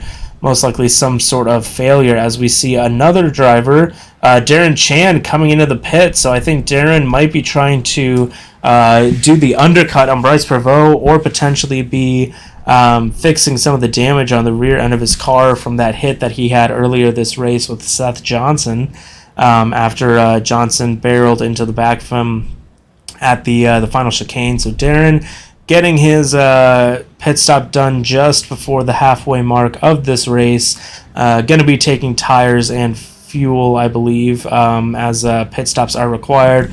We see Seth Johnson and Legare Simon also into the pits. So 3 drivers completing their pit stops. Jorge in the pits as well, but because he returned to garage there. So Darren, let's take a look at the timings there. Darren only stopped for 15 seconds, so Darren did not take tires, only fuel. I don't believe tires are mandatory. We can actually take a quick look at the season overview. So yeah, 60-minute pit window, but mandatory pit stop with refueling only. Tire changes are not mandatory, as Darren... this is very interesting. We're going to have to take a replay on this once Darren gets back on the track. Darren having a little bit of a nightmare rejoin. We see him coming out of the pits, coming back through T1. Does he get a little bit shallow? And yeah, Jorge, that's exactly what we thought happened. Pedal disconnect, a very unfortunate failure. Sent you straight into the wall, as we see Darren, just... these aren't new tires. These are old wets, which even old wet tires should still have plenty of grip in them, but just an unfortunate mistake. So any hope he had of wanting to undercut Bryce Prevost, I think, have gone out the window, and hopefully he'll even stay ahead of Gary Bosman when Bosman ultimately makes his pit stop. Darren Chan, leader of the folks who have done their pit stops, Seth Johnson in P13, and Legare Simon in P14. The 2 other drivers who have made their pit stops. We are going to go back over to Paul Krobs, who is still stalking Kurt Peters. Kurt Peters, in his first race back, with Bez Racing Team in his first race with Bez Racing Team as a silver driver, is having a phenomenal race. P4 overall, P1 in the silver class. This is an excellent race from Kurt Peters, one that he can be very proud of. He is very fast in that McLaren. I believe he was in the BMW last season, so not only a new division being up to the silver class, but a new car as well, and Kurt has been absolutely excellent today, still holding off Paul, one of our pro-level drivers, as Paul has tried to recover. Paul falling a little bit behind on this lap over the last few corners, as Harry Trombley, we see after he has had a few issues in this race, made up a few positions after Darren, Seth, and Legare came into the pit, but Harry now having to make his own pit stop, and that will force him to lose a few positions. If we take a look at, we mentioned Darren stopped for 15 seconds. We have Seth Johnson stationary for 28.5 seconds, and also had to reverse a little bit. So I'm not sure if Seth took tires. A tire change would have taken at least 30 seconds. I think he might have lost a little bit of time due to reversing in the pits. But Legare Simon stopped for 38.4 seconds. So I think Legare did take tires and fuel on his pit stop. And we see Paul coming into the pits. He is going to be trying to undercut Kurt Peters on this pit stop. So we will keep an eye on the timing for Paul Krobs as he comes in and makes his pit stop. We'll see if he takes tires and fuel or just fuel only. Harry Trombley showing yellow flag just as he leaves the pit lane there. And that does relegate Darren, Seth, and Legare up one place each as Harry comes in for his pit stop. Bryce Prevost also into the pit lane in that Red Bull liveried Ferrari. Paul Krobs still stationary. He will most likely get moving soon. There he goes. And calculations, he was stationary for 19.5 seconds, so that would have been a fuel-only pit stop. He crosses the white line on the exit there. That is sometimes a no-no. I think ACC can sometimes penalize that. I'm not sure if it's different in the wet. It was a clear track for Paul, but definitely not something that you want to see. It's crossing the white line there. I'm not sure if that will be investigated by the stewards. But Bryce Prevost losing a couple places to Johan Halben and Nicholas Castillo, as those two drivers have yet to make their pit stops. We have 34 minutes left in this session, and Carl has absolutely blitzed the field. The last time we mentioned the gap between Carl and Vigard, it was 5 seconds. Now has been extended by another 7 seconds to over 12, as we saw the helicopter, not sure who to focus on there, as we saw the figure 8 portion of Suzuka, Paul going under the bridge. I believe that might have been Kurt Peters going over the bridge. But Paul about 5.5, 6 seconds behind Gary Bosman. Pashov, I think P1 through 6 yet to make their pit stop. We see Harry Trombley about 1.5 seconds behind Legare Simon. This should be, Harry's best lap at 2:10.8. Legare 2:12.6. So if Harry can get close, that should be an easy pass. But again, we have seen a couple of mistakes from Harry, so he'll just have to keep it clean as he goes around when he eventually makes his move. Carl now up to a 13-second gap over Vigard. Vigard a 7.5-second gap over Richard. So pretty spaced out. Drivers are finding the gaps, but will be interesting to see how big of a role the undercut could play, or potentially the overcut as well. Once the pit stop cycles are over, and that is Legare Simon going off track, makes it an easy pass for Harry Trombley. Harry probably thankful that he was not the one to be going off track there, and that it was finally somebody else's turn for a mistake. So now Legare about 2 seconds behind Harry there, and up into P13. Still not the race that he would have wanted, down 6 positions overall for Harry. We can see on the timing screen, but a decent race so far from Nicholas Castillo, but again needs to make a pit stop. And speaking of pit stops, our leader Carl Nordell into the pits has the fastest lap by over 7/10 of a second over Vigard Johansson. So very good effort from him so far, but Carl's pit stop does mean Vigard is going to be our race leader at the moment. And Richard gets ahead as well.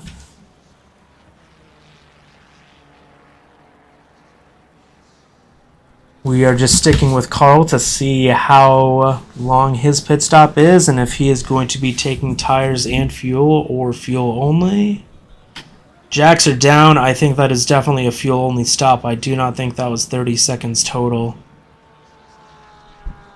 Exiting the pits, that was a 19.2 second stop. Definitely fuel only for Carl Nordell. Rosen Pashoff just gets by Carl at the pit exit, but Pashoff still has to make his pit stop. So this is definitely an interesting battle forming up for some of the places lower down. But Carl, as long as he can keep a clean outlap and keep it clean for the next few laps, should be able to keep the lead once Vigard comes in for his stop. So Vigard is coming through the right-handed kink. He just went through the hairpin. He is going to be approaching the spoon curves, the double left-hander, in just a few seconds' time. There's the first part of spoon, and he goes just slightly wide.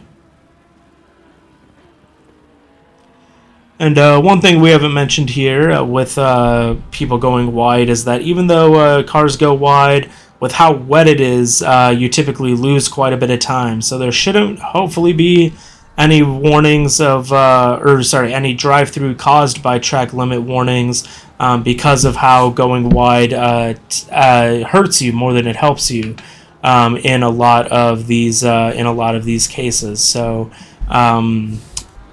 shouldn't be any drive-throughs, at least, as we see Darren Chan was flirting with back being behind Bryce Prevost. As Ligure Simon is showing a yellow flag. Let's try and see what's going on for him. He is going very slowly. Let's take a replay at this. And was Simon already going slowly here? It seems that he is not carrying any sort of speed through these corners. I'm not sure what is going on with his car. Yeah, he is having an exceptionally hard time turning. I think freaks out Gary Bosman and Paul Krabs there a little bit with being in the gravel and flirting with coming back, but very smartly decides to just wait and hold on there. So yeah, Ligure Simon, something very, very wrong with his car. He is absolutely tiptoeing around right now as Pashoff, Peters, and Bosman, I think, are all in the pits or coming out of the pits. Carl reclaiming a couple of positions there. Paul Krabs in front of Gary Bosman, but Bosman yet to pit. Kurt Peters in the pit right now. So this is a battle between Paul Krabs, Peters coming out of the pits, Paul on his way down. This was a battle that was ongoing before the pit stop cycle. Kurt Peters also crossing the line, just as Paul Krabs did before the pit lane exit line was over. So that could both be incidents for both of them, but Paul Krabs just ever so slightly behind Kurt Peters. So this is a battle that was going on before the pit stops and still continues after. Paul Krabs trying to find a way around the outside potentially. Definitely flirting with the inside right quarter panel of Kurt Peters' car there, but unfortunately nothing doing, and Kurt Peters retains that position. So that is going to be a fight that we are going to have going on for the remaining 27 minutes that we can look forward to. Bryce Prevost looking very pacey behind Nicholas Castillo, but Castillo has yet to pit, I believe, and here we see Bryce Prevost going around the outside. Castillo not defending, Castillo knowing that he hasn't done his pit stop. He is not fighting for anything there. We see a couple other drivers in the pits. Johan Halben making his pit stop. He has dropped off the jacks, and Legere Simon, I think, is going to be stopped for a while. It seemed he had quite a bit of damage, or a tire puncture or something. Something was seriously wrong with that car. Johan Halben stopped for 18.5 seconds. That would have been a fuel-only pit stop. Legere Simon has been stopped for quite a while, so I think there was definitely significant damage being repaired there. So, with many pit stops being underway, we have, Vigard yet to pit, Richard Walters in P2 yet to pit, Pashoff in P4 yet to pit, and Gary Bosman in P7 yet to pit, along with Nicholas Castillo, who we had already mentioned. Paul Krobs showing a yellow flag. Let's do our due diligence with the replay here for Paul. And Paul, still on the back of Kurt Peters, may have just found the AstroTurf on the exit of 130R is my guess, as we see them approach that corner, and may have had to back off a little bit to save the car. And my guess was, correct, but just barely. He just got a nibble of that AstroTurf in the wet, sent that car wide a little bit. Almost looked like a carbon copy of what we saw from Carl Nordell last season that I was mentioning early on in the stream. Carl got a bad bump in the dry at SUZUKA this time last season. And that sent his car absolutely flying. There was no way that he could save it, unlike Paul was able to here. And Paul already right back on the rear bumper of Kurt Peters. So Paul very lucky to not get in the wall. Another mistake for his race, unfortunately. But still wanting to get behind or past Kurt Peters, as we see Nicholas Castillo showing an yellow flag. Let's see what's going on with Castillo. So Castillo had Darren Chan behind. I think might have gone a little deep into T1, making sure that Darren could get past. Darren, speedy into T1. Darren, I don't know what where he was trying to brake, but Castillo definitely braking early. He has every right to, and Darren just flew right into the back of him. That is definitely an unfortunate incident between those two drivers. Castillo then continuing on, but Darren, that is not how you want to get past somebody, even if you have made your pit stop and they have not. We see Paul Krobs yet again still very close behind Kurt Peters. Less than 25 minutes. Paul does need to kind of get a move on if he wants to get past Kurt Peters here by the time the race is over.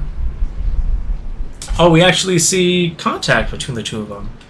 I looked away for just a second. I don't know if I missed that, but once again, we will come back to 130R. And Paul Krobs, no issues there, but just doesn't brake enough, or Kurt Peters braked a little more than he was expecting, and Paul gets into the back from there. Just a little tap. I don't think anything major, but again, we will let the stewards look into that. And Vigard is showing a yellow flag. Richard Walters is passed. I think that is that was for position. No pit stops or anything there. What happened to you, Vigard? Got a little on the AstroTurf there, but what? I have no idea why Vigard would just pull over to the right for a little bit there. That absolutely baffles me. Everything looked fine. He got a little on the AstroTurf. I thought he would have lost it there and gotten into the wall. I thought that's what we were going to see, but no. Vigard just pulled over, stopped, and is continuing on his way. His last lap, about 11 or 12 seconds slower. He hit the ignition. Oh my gosh. I don't even know how you do that, but I think after this race he is going to want to investigate where he has that mapped on his wheel and probably move it. Hitting the ignition is something you do not want to accidentally do during a race. So that is why we saw him pull over, and he has lost the entire gap he had to Richard Walters. That was above 7 or 8 seconds before. He now has a 2.7 second deficit to make up. Should be doable though. Johansson has a best lap time of a 2:08.6. Richard Walters a best lap of a 2:09.2. So as long as Vigard can avoid hitting the ignition again, should be able to catch right back up. And both of those drivers, we see Vigard going off a little bit there. He's definitely pushing. Vigard and Richard both have to still make their pit stops. So depending on how well Vigard can get his pit stop down, that could be a little bit of time to help out there as well. For the time being, let's go back to Paul Krobs and Kurt Peters, a battle that has been raging on for what seemed like at least half this race. I mean, this has been going on forever between these two drivers. Paul Krobs just cannot seem to get it done past Kurt Peters. Peters doing a very, very good job in his first race back, not only at Bez, but as a silver driver, as we've mentioned before, to keep in front of Paul. We will, again, leave it for just a little bit. We'll let you enjoy the audio of ACC and this battle going on between these two drivers, and I'm going to give my voice a little bit of a rest.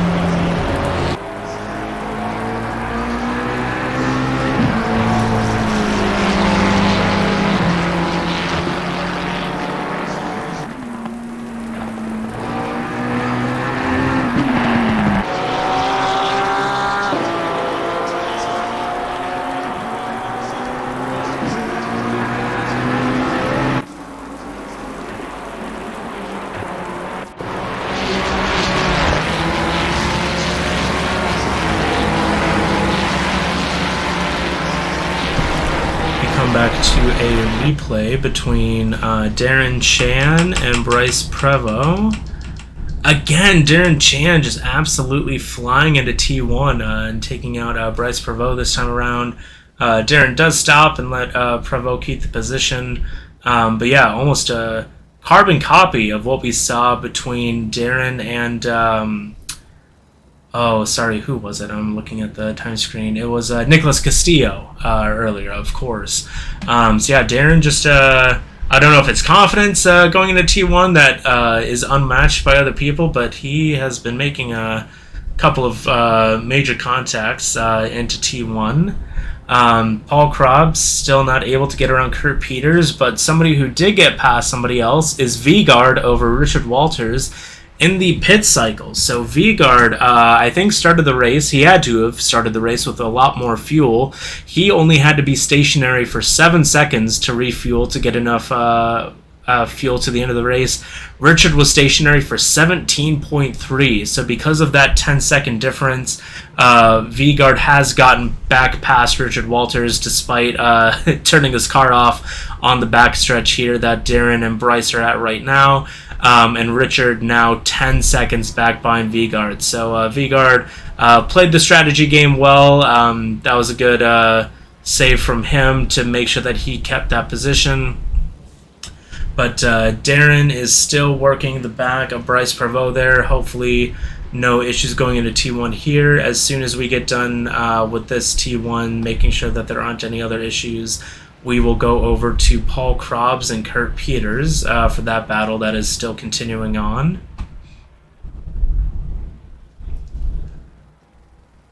That's better, Darren. Let's take a look at Paul and Kurt. Paul having a little sniff there on the rear end of that McLaren, but still not able to make anything happen on the back of Kurt Peters. Paul really trying everything. I mean, we know that Paul by far has a much faster lap than Kurt Peters. Let me actually verify that. Actually, no. Kurt Peters and Paul are pretty similarly matched. Paul's best lap time, a 2:09.192. Kurt Peters' best, a 2:09.547. So about 3.5 tenths faster for Paul Krobs as a best lap. But yeah, that is just not enough of an advantage to get past Kurt Peters, and Kurt has been very good at minimizing mistakes, and that has allowed him to keep this advantage over Paul Krobs. Carl Nordell, still in P1, retains his lead ahead of Rosen Pashoff. Pashoff has yet to make his pit stop, so Pashoff is going very deep into this stint. And once he pits, he'll most likely come out, maybe around Gary Bosman would be my guess. So he is definitely going to be losing a decent amount of time. Something that just came to my head, has Darren turned on his windshield wipers yet?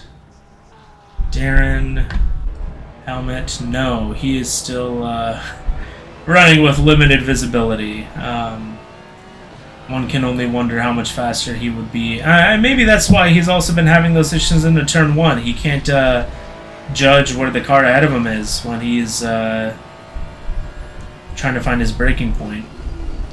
Again, just speculation. Again, this could just be my screen, but considering that we go to anyone else and we see their windshield wipers going, and we are actually going to go to Paul Krobs, a 30-second replay. We see an incident between these two drivers. What happened here? Coming up to the Degner turns, through Degner 1. Degner 2, Paul just carries a little bit too much speed and shoots Kurt Peters off track a little bit. Definitely a hit, going to cause a little bit of damage, but Paul, doing the gentlemanly thing, waits for Kurt Peters to rejoin, and they continue their battle later on. So yeah, Paul definitely pushing, trying to find some way, any way to get past Kurt Peters there, but nothing doing at the moment. Pashoff really only has a couple laps left to be able to make this pit stop. The pit window closes with 7.5 minutes left overall. So with 6 minutes left, Pashoff only has 2 or 3 more laps to come into the pits. Otherwise, he will be in violation of that. And I'm actually not sure what happens if you don't do your mandatory pit stop. I don't know if it's a drive-through or a stop-go, or if you just get flat-out disqualified. But whatever the consequence is, I'm sure Pashoff will not want to find out what that is. So we will probably be seeing him into the pits sooner rather than later, would be my guess. And apart from that, I believe everyone... No, Gary Bosman, another driver who has yet to make their pit stop. So those two drivers really saving it as long as possible. Their pit stops for the end. coming up on 12.5 minutes left. Maybe 5 or 6 more laps to go before Carl, it looks like, is going to be our winner of the race. Vigard has been extending his lead over Richard Walters. That is now almost 12 seconds between those two. So a very good recovery from Vigard after he hit the ignition and turned his car off. Kurt Peters, currently in P5, will most likely be in P4 and reclaim that position once Pashoff makes his pit stop. Kurt Peters, that would be phenomenal. Even if he does lose the place to Paul, he will definitely be P1 in silver. So a great result for Kurt Peters on his return to the league.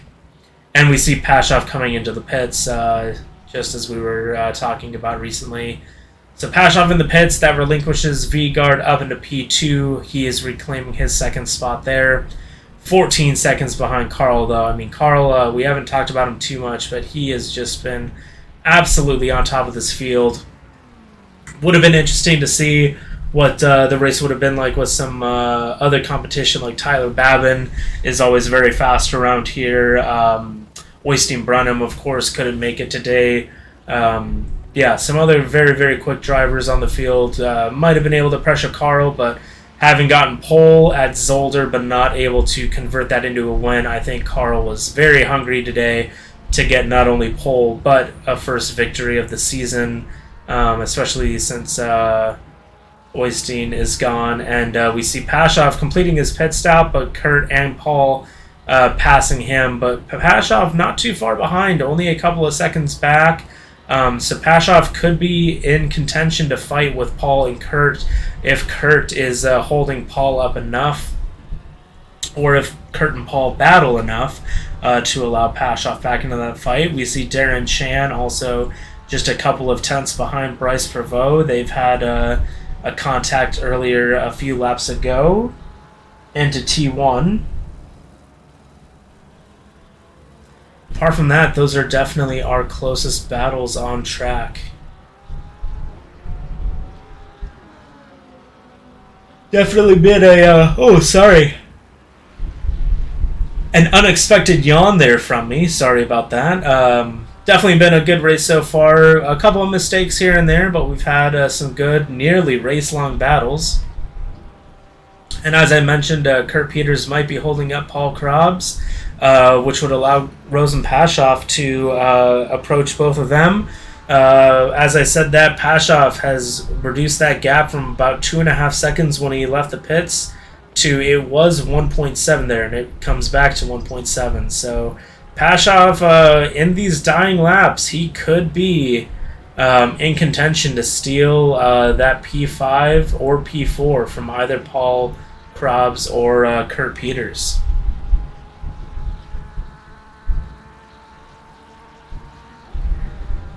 Darren Chan still looking at the back of Bryce Prevost. Let's actually switch over to that battle, see what that is looking like.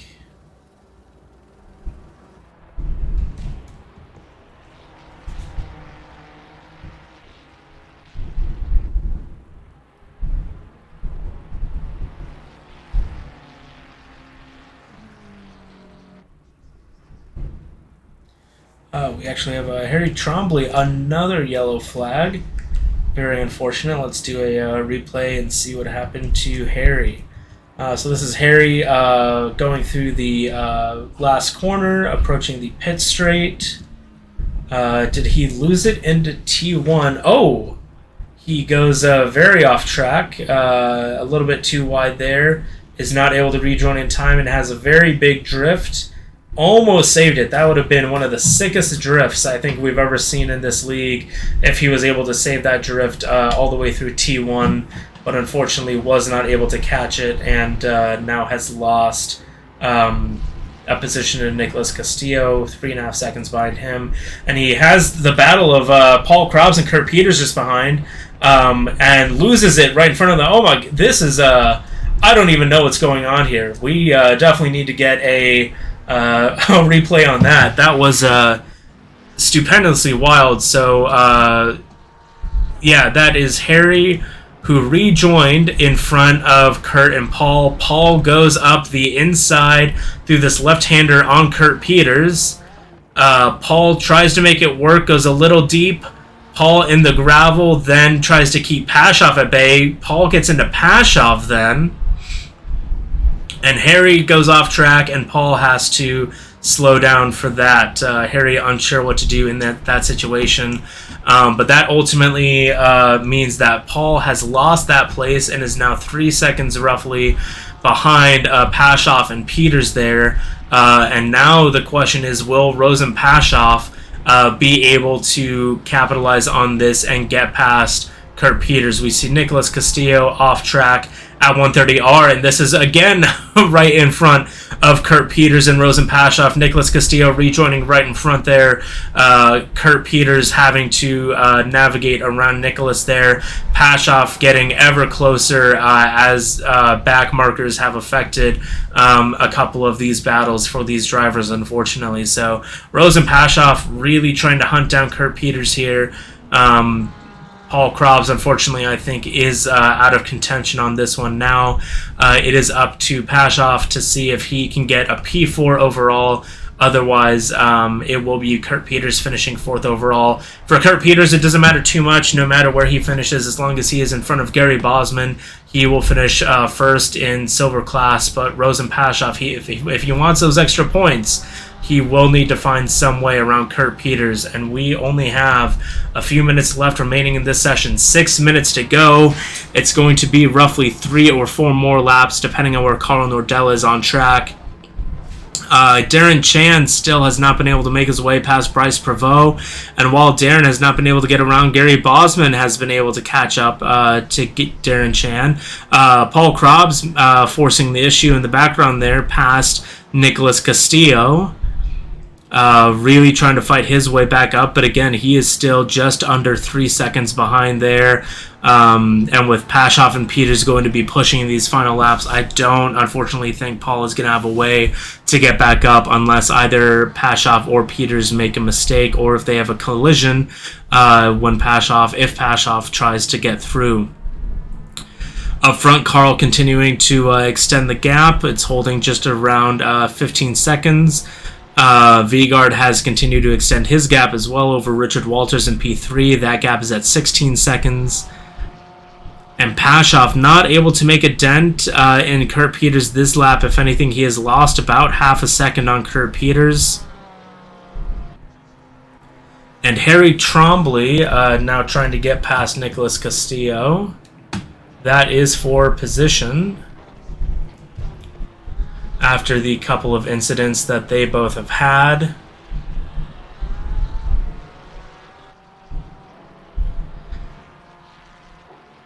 So nothing doing there, but again, Harry Trombley, quite the faster driver. His best is a 2:11.1 after the pit stop cycle. Nicholas's best after his pit stop, a 2:13.4. Pashoff was showing a white flag. Richard Walters showing a yellow flag. What happened to Richard? Let's get a replay on this one. So Richard coming through the S curves.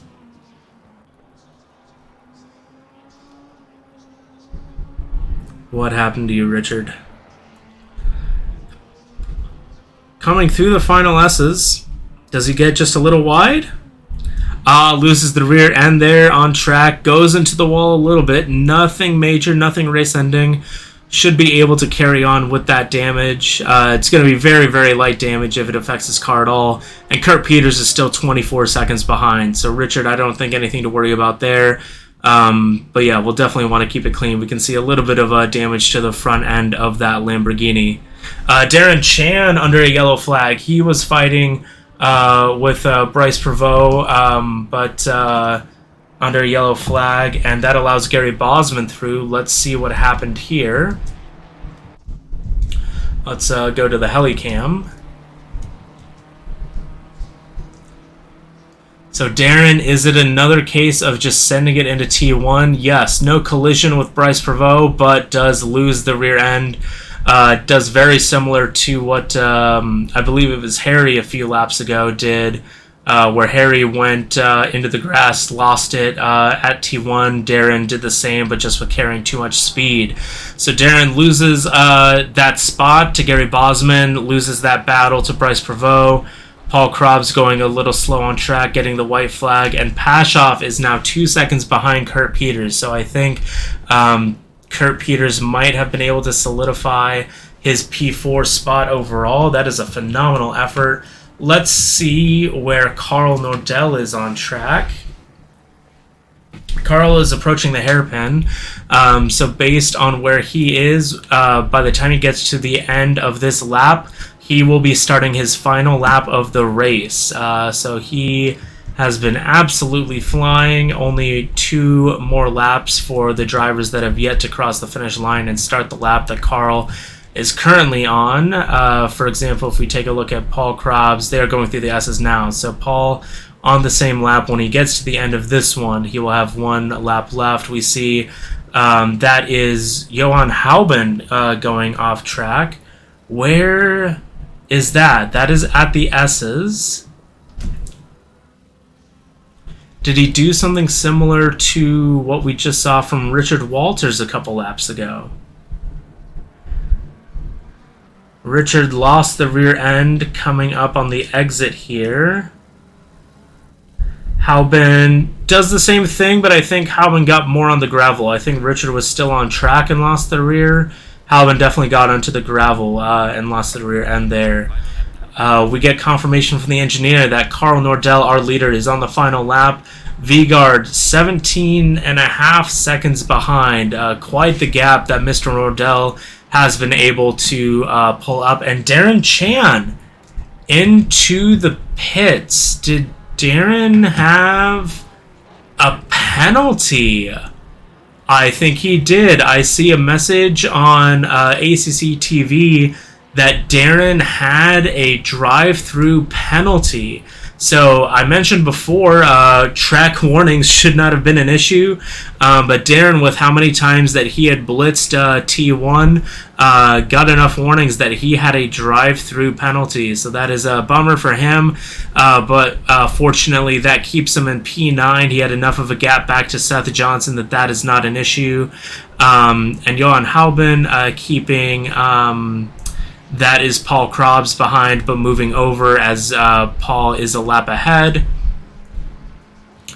Let's come over to Carl Nordell, who should be coming through. This is, he just went through the hairpin, so he is approaching spoon curves. Carl, a phenomenal race from the driver of that pink Lamborghini. Well, I guess a little bit of commentator's curse there as he goes off track there. Hopefully no drive-through penalty for Carl, like we saw with Darren Chan. Carl, again, pole at Zolder 2 weeks ago, was not able to convert. 1 or 2 mistakes cost him that win and even a podium, I think. For Carl, but no mistakes here. He has absolutely dominated.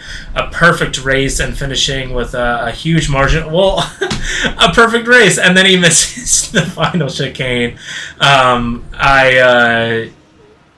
Keep commentators cursing Carl, but Carl is going to cross the line, and that is going to be a race win confirmed at the top. Car number 777, Carl Nordell. Phenomenal result there in race 1 for Carl. Hugely deserved. And we see Vigard coming home in P2. Excellent race for Vigard as well. Up 1 position on where he qualified. Able to capitalize on a mistake from Richard early on. And that is going to be P2 for Vigard. Richard Walters... thought he could have had the position on Vigard when Vigard cut the ignition, but with needing more fuel at the pit stop and having a 10-second longer stationary pit time, is only going to cross the line in P3, but still a very good podium overall. Kurt Peters going to finish P4 overall. A phenomenal race for him as well. finishing one place higher than what he qualified to. But that is going to be a class win for the silver driver and a P4 overall. I mean, astounding race. Pashoff not able to close the gap, so Peters finishing above a couple of our pro drivers. Excellent result for him, and that was Pashoff flying by Peters there. I think just saying either great race or I'm bummed I couldn't get past you, but Pashoff throwing it into the wall there. Paul Krabs, unfortunately, a couple mistakes that he did not want to have happen keeps him from finishing any higher up and lost 2 places compared to where he started. So bummer for Paul, but at least he kept it in it for the most part. With the pace that he's had, he'll definitely keep finishing higher up. Bryce Prevost emulating our race winner, Carl Nordell, through the final sector there, not wanting to contest the position with Gary Bosman. I wonder if that'll be investigated for any sort of gaining an advantage for Prevost, because that means that Gary Bosman was not able to fight him into the final chicane there. But it is P7 for Bryce Prevost, P8 for Gary Bosman, and then all of our cars behind were a lap down, so I've already finished. So Darren Chan in P9, a very good result for him overall, but had a drive-through penalty, had a few collisions that I think are going to be looked at by the stewards, so we'll have to see where that ultimately puts him after the fact. Seth Johnson, Johan Halban, a couple of new drivers, some pretty decent results from them in the AM class. Nicholas Castillo finishing 12th after a rough practice in qualifying, having to get accustomed to this track in the wet, finishing P12 and up 3 places and where he qualified, not too bad. Harry Trombley, another new driver, finishing 6 places down. Just a couple, or not a couple, to be fair, a good number of mistakes. He is doing some donuts. Probably a little bit frustrated with where he finished, but yeah, definitely very pacey. He qualified excellently for being an AM driver. Just needs to cut down on those mistakes, build up that consistency, and he will be a force to be reckoned with. And Legere Simon, we never found out what happened to his car, but he was stationary in the pits for 81 seconds fixing some of that damage to his car, so he must have gotten into the wall at some point. Ultimately finishes where he started, 2 laps down from our leader. So that is the race as we finish it. We are going to be back in 2 weeks on September 16th for round 4 at Misano. That is one that, again, we've spoken about track limits and warnings a few times today. 1 drive-through penalty. That is a track where we see some very strict track limits. Where I bargain, we are going to see some additional track warnings potentially. So that'll be very exciting. But it'll be hard to compete with the excitement that we had up and down the field today at Suzuka. Thank you so much for joining today. This was a blast and a half. I hope you didn't get too sick of me these last hour and 15 minutes without my fellow commentator Reagan today, but he should be back in 2 weeks there. So we will see you then. And until then, stay safe, stay healthy, and have a good evening.